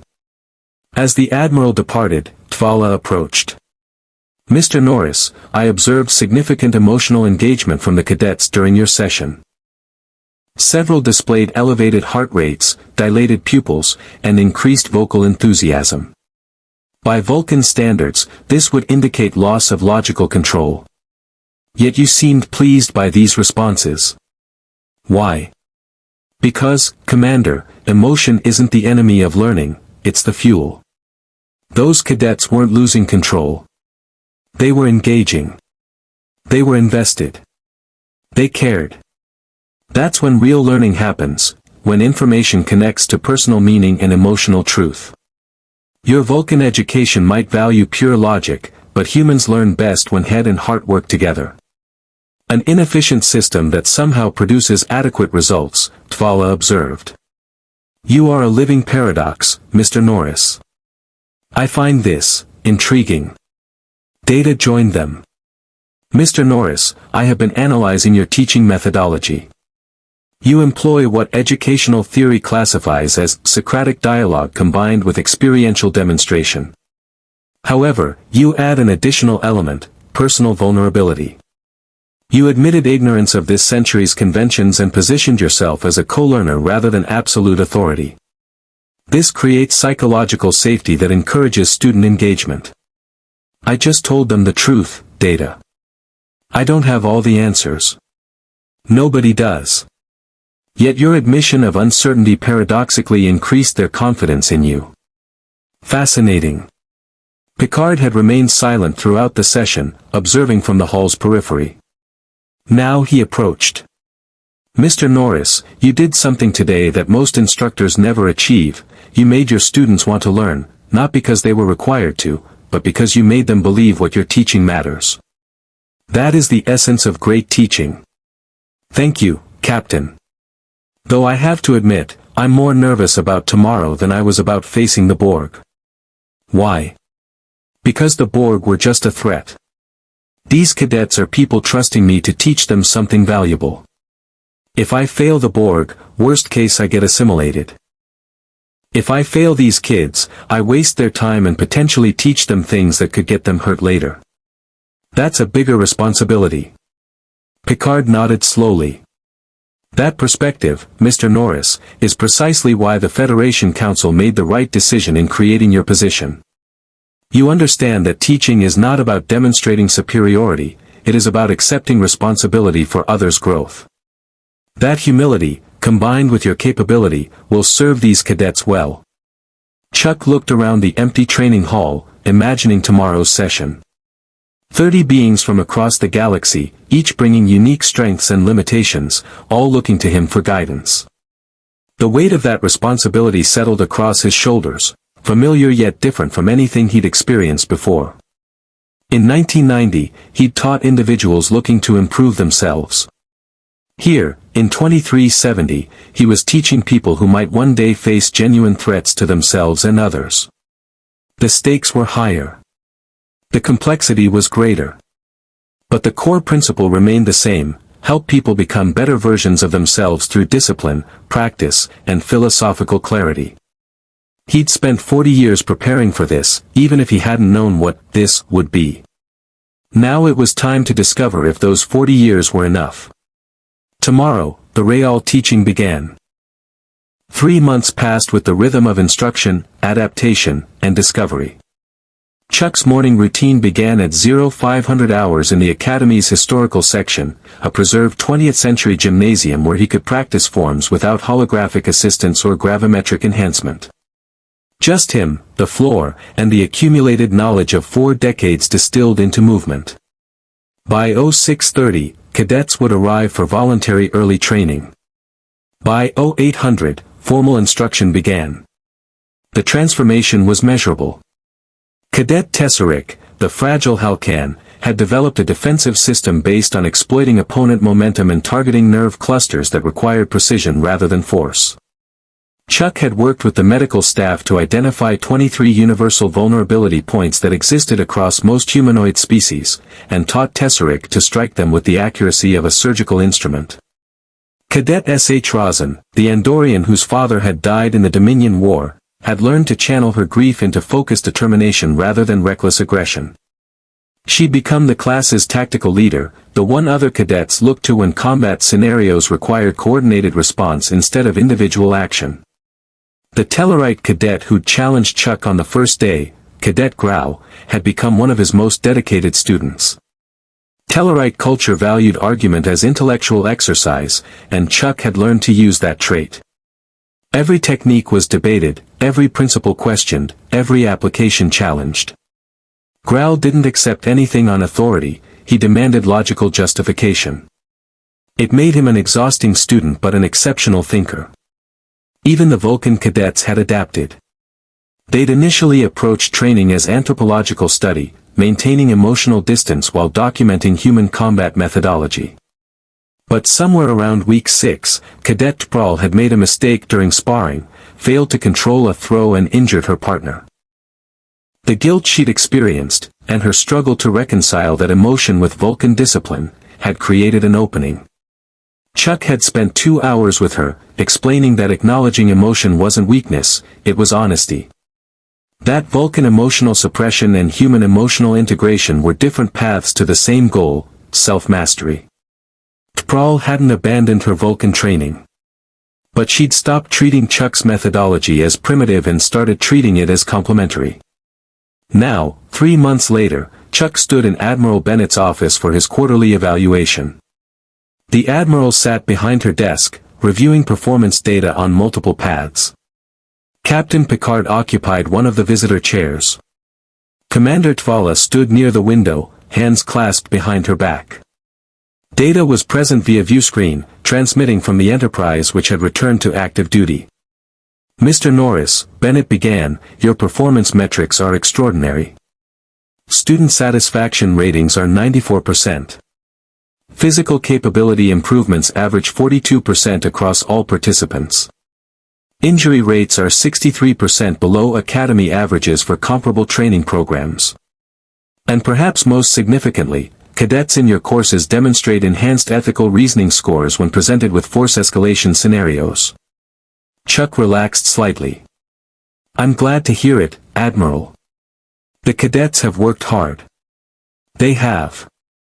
However, we need to discuss several complications that have emerged. Bennett's expression grew serious.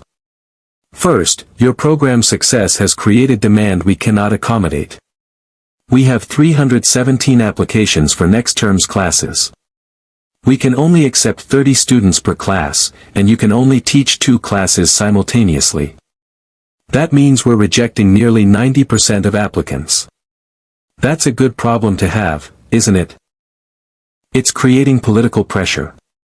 Several council members are demanding we expand your program, hire additional instructors trained in your methodology. But you're the only person who possesses your specific combination of knowledge and experience. We cannot simply replicate you. Picard interjected. We've considered having you train other instructors, a teaching the teachers approach. However, that requires time you're already devoting to direct cadet instruction. Chuck leaned back in his chair.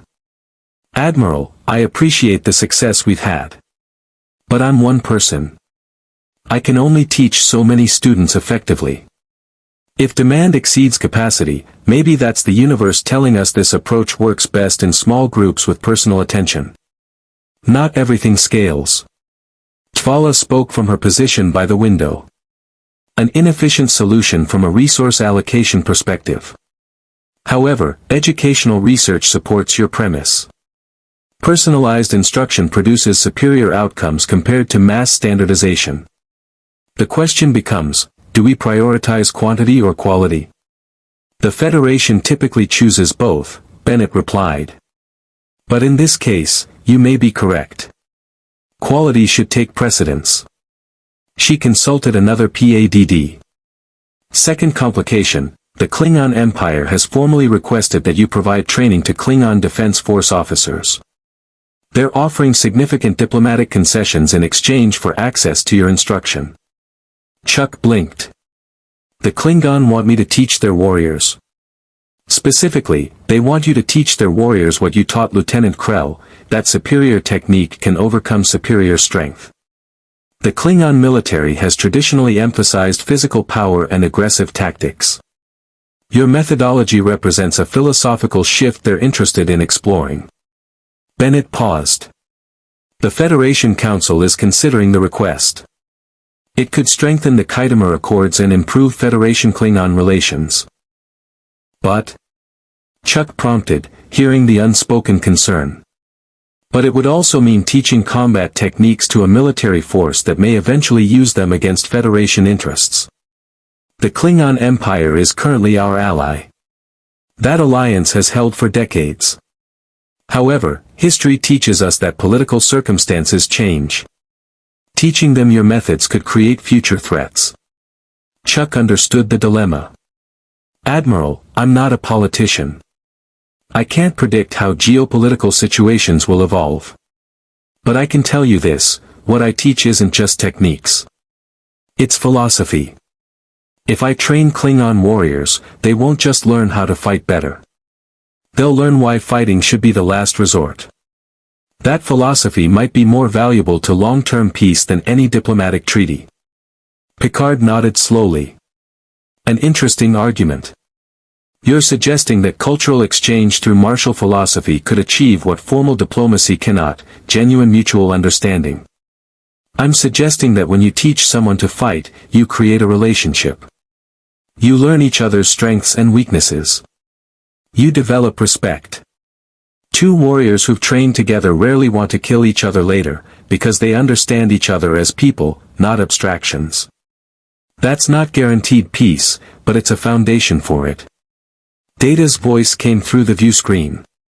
Mr. Norris's premise is supported by historical data. Military exchanges and joint training exercises between Federation and Klingon forces have correlated with reduced diplomatic tensions. Personal relationships between individual officers have frequently prevented escalation of minor conflicts into major incidents. Bennett made a note on her PADD. I'll include your perspective in my report to the Council. No decision has been made yet, but your input matters. She moved to the next item. Third complication, Section 31 has not abandoned interest in you. Our intelligence indicates they've been monitoring your classes, reviewing your curriculum, and analyzing your impact on cadet development. They haven't made direct contact, but they're watching. Let them watch, Chuck said flatly. I'm not doing anything secret. Everything I teach is available to anyone willing to learn it. Section 31 can observe all they want, they'll discover I'm exactly what I appear to be. No hidden agenda, no secret training program, no classified capabilities. Just a teacher doing his job. They may interpret your transparency as deception, a cover for deeper operations. Then they're paranoid. Not much I can do about that. Tvala raised an eyebrow. A logical assessment. However, Section 31's paranoia has historically been justified by genuine threats. Their suspicion, while frustrating, protects the Federation from dangers we do not always recognize until too late. Chuck met her gaze. Commander, I respect that the Federation needs intelligence organizations. But I'm not going to live my life assuming everyone's an enemy or threat. I'd rather trust people until they prove otherwise than suspect everyone preemptively. Maybe that's naive, but it's who I am. It is indeed naive, Tvala confirmed. However, it is also remarkably human. And perhaps the Federation requires such naivety as counterbalance to our own cynicism. Bennett closed her pads. Final item, Mr. Norris. Your provisional citizenship period concludes in 1 week. Based on your performance, cultural integration, and demonstrated commitment to Federation values, I'm recommending you be granted full Federation citizenship with all associated rights and responsibilities. Captain Picard has submitted a supporting statement. Commander Tvala has provided cultural assessment confirming successful adaptation. Unless you have objections, this will be formalized at a ceremony next Friday. Chuck felt something loosen in his chest, tension he'd been carrying since arriving in this century. No objections, Admiral. I'd be honored. Good. Then we have 1 week to prepare you for what comes after citizenship, long-term decisions about your role here. You've proven yourself as an instructor. The question now is whether you want to expand that role, maintain it as is, or explore other opportunities the Federation can offer. What opportunities? Picard answered. Starfleet has expressed interest in having you serve as a consultant on first contact situations involving warrior cultures. Your ability to earn respect from Klingon, navigate Romulan manipulation, and confuse the Borg suggests you have diplomatic skills beyond combat instruction. Additionally, several colony worlds have requested you visit to teach local defense forces. And the Federation Cultural Exchange Program wants to sponsor a lecture series where you discuss the philosophy underlying your methodology. Chuck absorbed this. 3 months ago, he'd been focused on survival, adapting to an alien century, avoiding assimilation or exploitation, finding purpose in a world that had moved on without him. Now he had options, opportunities, a future that extended beyond simply existing. Captain, I appreciate all these possibilities. But I need to be honest, I'm just starting to understand how to teach in this century. Adding diplomatic missions and lecture tours might spread me too thin. I'd rather be excellent at one thing than mediocre at several. A wise perspective, Picard replied. However, consider that your teaching has already created diplomatic effects. Your Klingon students' respect for you has influenced their empire's perceptions of humanity. Your Vulcan students' reports have sparked philosophical debates on Vulcan about the relationship between emotion and discipline. You are already a diplomat, whether you claim that title or not. The question is whether you do so consciously and strategically, or unconsciously and reactively. Data added via viewscreen. If I may offer observation, Mr. Norris, you have spent 3 months teaching cadets that capability without purpose is wasted potential. Perhaps you should apply that lesson to yourself. You are capable of many things. What purpose do you wish those capabilities to serve? The question hit home. Chuck had spent his life teaching others to find purpose through discipline. Now he needed to identify his own purpose in a century that had given him a second chance at relevance. "I'll think about it," Chuck said finally. "But whatever I decide, I'm not giving up teaching. These cadets, they need what I can offer. Not just techniques, but the philosophy behind them. The understanding that strength serves others, not yourself. That discipline creates freedom, not restriction. That being a warrior means protecting people, not dominating them. If I can teach that to even 30 students at a time, that's worthwhile." Bennett stood, signaling the meeting's conclusion. "Then we'll focus on teaching for now, with flexibility to expand when you're ready. You've earned the right to set your own pace, Mr. Norris. The Federation benefits more from having you here, engaged and effective, than from burning you out by demanding too much too quickly." As they filed out of the office, Picard walked beside Chuck. "Mr. Norris, you have accomplished something remarkable in these 3 months. You've proven that human potential exceeds our recent assumptions. You've challenged our comfortable philosophies without rejecting them. And you've demonstrated that ancient wisdom still has value in a technologically advanced age. Whatever you choose to do next, know that you have allies who will support you."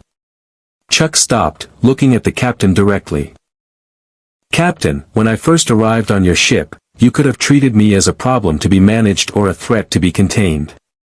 Instead, you treated me as a person deserving respect and opportunity. That made all the difference. Thank you." Picard inclined his head. "The Federation's strength lies not in our technology, but in our willingness to embrace the unexpected and learn from it. You were unexpected, Mr. Norris. And we are learning a great deal." They parted ways, Picard returning to the Enterprise, Chuck heading toward the training facilities where his afternoon class waited. As he walked across the Academy grounds, cadets nodded respectfully. Some were his students.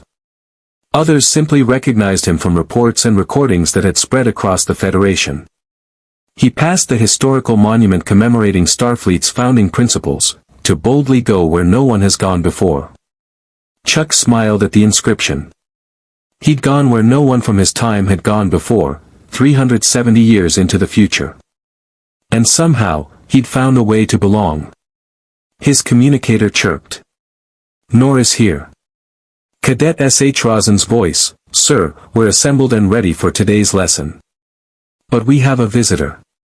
Captain Koloth has arrived. He says he came to observe your teaching methods and challenge you to a rematch with Lieutenant Krell." Chuck laughed, a genuine sound that carried across the courtyard. "Tell Captain Koloth I'll be there in 5 minutes. And tell Lieutenant Krell to warm up. He's had 3 months to train. Let's see if he learned anything." The future stretched ahead, uncertain, challenging, full of opportunities he couldn't yet imagine. But for now, he had students to teach, principles to uphold, and a Klingon warrior to spar with. Some things transcended centuries: the satisfaction of helping others grow, the respect earned through skill and integrity, and the simple truth that being human meant constantly evolving while staying true to your core. Chuck Norris had entered the Star Trek universe by accident. But he was staying by choice, not as a relic of the past, but as a bridge between what humanity had been and what it could become. The training hall doors opened. 30 cadets stood at attention, with Captain Koloth and Lieutenant Krell observing from the side. Chuck rolled his shoulders once, old habit, old ritual, and stepped forward into his future. A teacher. A philosopher. A warrior. And finally, truly, home. The story of Chuck Norris's arrival in the 24th century became legend long before historians codified it as fact. Not because he conquered enemies or amassed power, but because he reminded the Federation of something it had nearly forgotten, that excellence achieved through discipline and dedication could rival any technology, that ancient wisdom still had value in an advanced age, and that true strength lay in knowing when to fight and when to teach others not to. In the years that followed his integration, Chuck's influence rippled across the Federation in ways both subtle and profound. His cadets graduated and carried his philosophy into their assignments, starships, embassies, colony worlds, and first contact situations. They became known for their ability to de-escalate conflicts through presence and confidence, to earn respect through capability tempered by restraint, and to defend the vulnerable without becoming oppressors themselves. The Klingon Empire eventually sent its warriors to study with him. What began as tactical exchange evolved into genuine cultural bridge-building. Klingon and human officers who trained together developed mutual respect that transcended political alliance. When tensions arose between the Empire and Federation in later years, these personal connections prevented escalation that might have led to war. Vulcan philosophers debated his teachings for decades, unable to categorize him within their existing frameworks. He was emotional yet disciplined, instinctive yet thoughtful, powerful yet gentle. Eventually, they concluded that Chuck Norris represented what Vulcans had sacrificed in their pursuit of pure logic, the integration of emotion and reason, passion and discipline, strength and compassion. Some younger Vulcans began exploring whether their species' path required revisiting. Others rejected this as dangerous emotionalism. The debate itself proved healthy, forcing Vulcans to examine assumptions they'd held for millennia. The Borg Collective never returned for him. Some theorized they'd classified him as a philosophical paradox that resisted resolution through assimilation. Others suggested they'd calculated that pursuing one human, no matter how unique, wasn't worth the resources required. The truth remained classified in Borg data cores, inaccessible even to Starfleet intelligence. But the fact remained, Chuck Norris had accomplished what few beings ever achieved, making the Borg uncertain enough to retreat. Section 31 continued monitoring him for 3 years before finally concluding he was exactly what he appeared to be, a man from the past who taught combat philosophy and refused to compromise his principles for convenience. They attempted recruitment twice more, offering resources, access, and freedom from Federation oversight. He declined both times. Eventually, they stopped asking. Chuck Norris remained one of the few individuals in Federation space who'd been approached by Section 31, refused them, and never suffered consequences. His transparency was his protection, nothing to hide meant nothing to leverage. 20 years after his arrival, Chuck published a book, The Warrior's Path, Discipline, Compassion, and the Federation's Future. It became required reading at Starfleet Academy and sparked renewed interest in martial philosophy across Federation space. Critics called it nostalgic romanticization of humanity's violent past. Supporters called it essential reminder that peace required people willing to defend it. Both were correct. Chuck Norris never returned to his own time. He couldn't. The temporal mechanics that had brought him forward were non-repeatable, the result of a unique subspace confluence that wouldn't occur again for another 3 centuries. But he found something better than return, purpose. He'd left a world where he was a celebrity teaching martial arts to individuals. He'd arrived in a world where he was a bridge between humanity's history and its future, teaching principles that transcended technology and time. The Federation never forgot him. Statues would be premature, he always insisted. But his students remembered. His philosophy endured.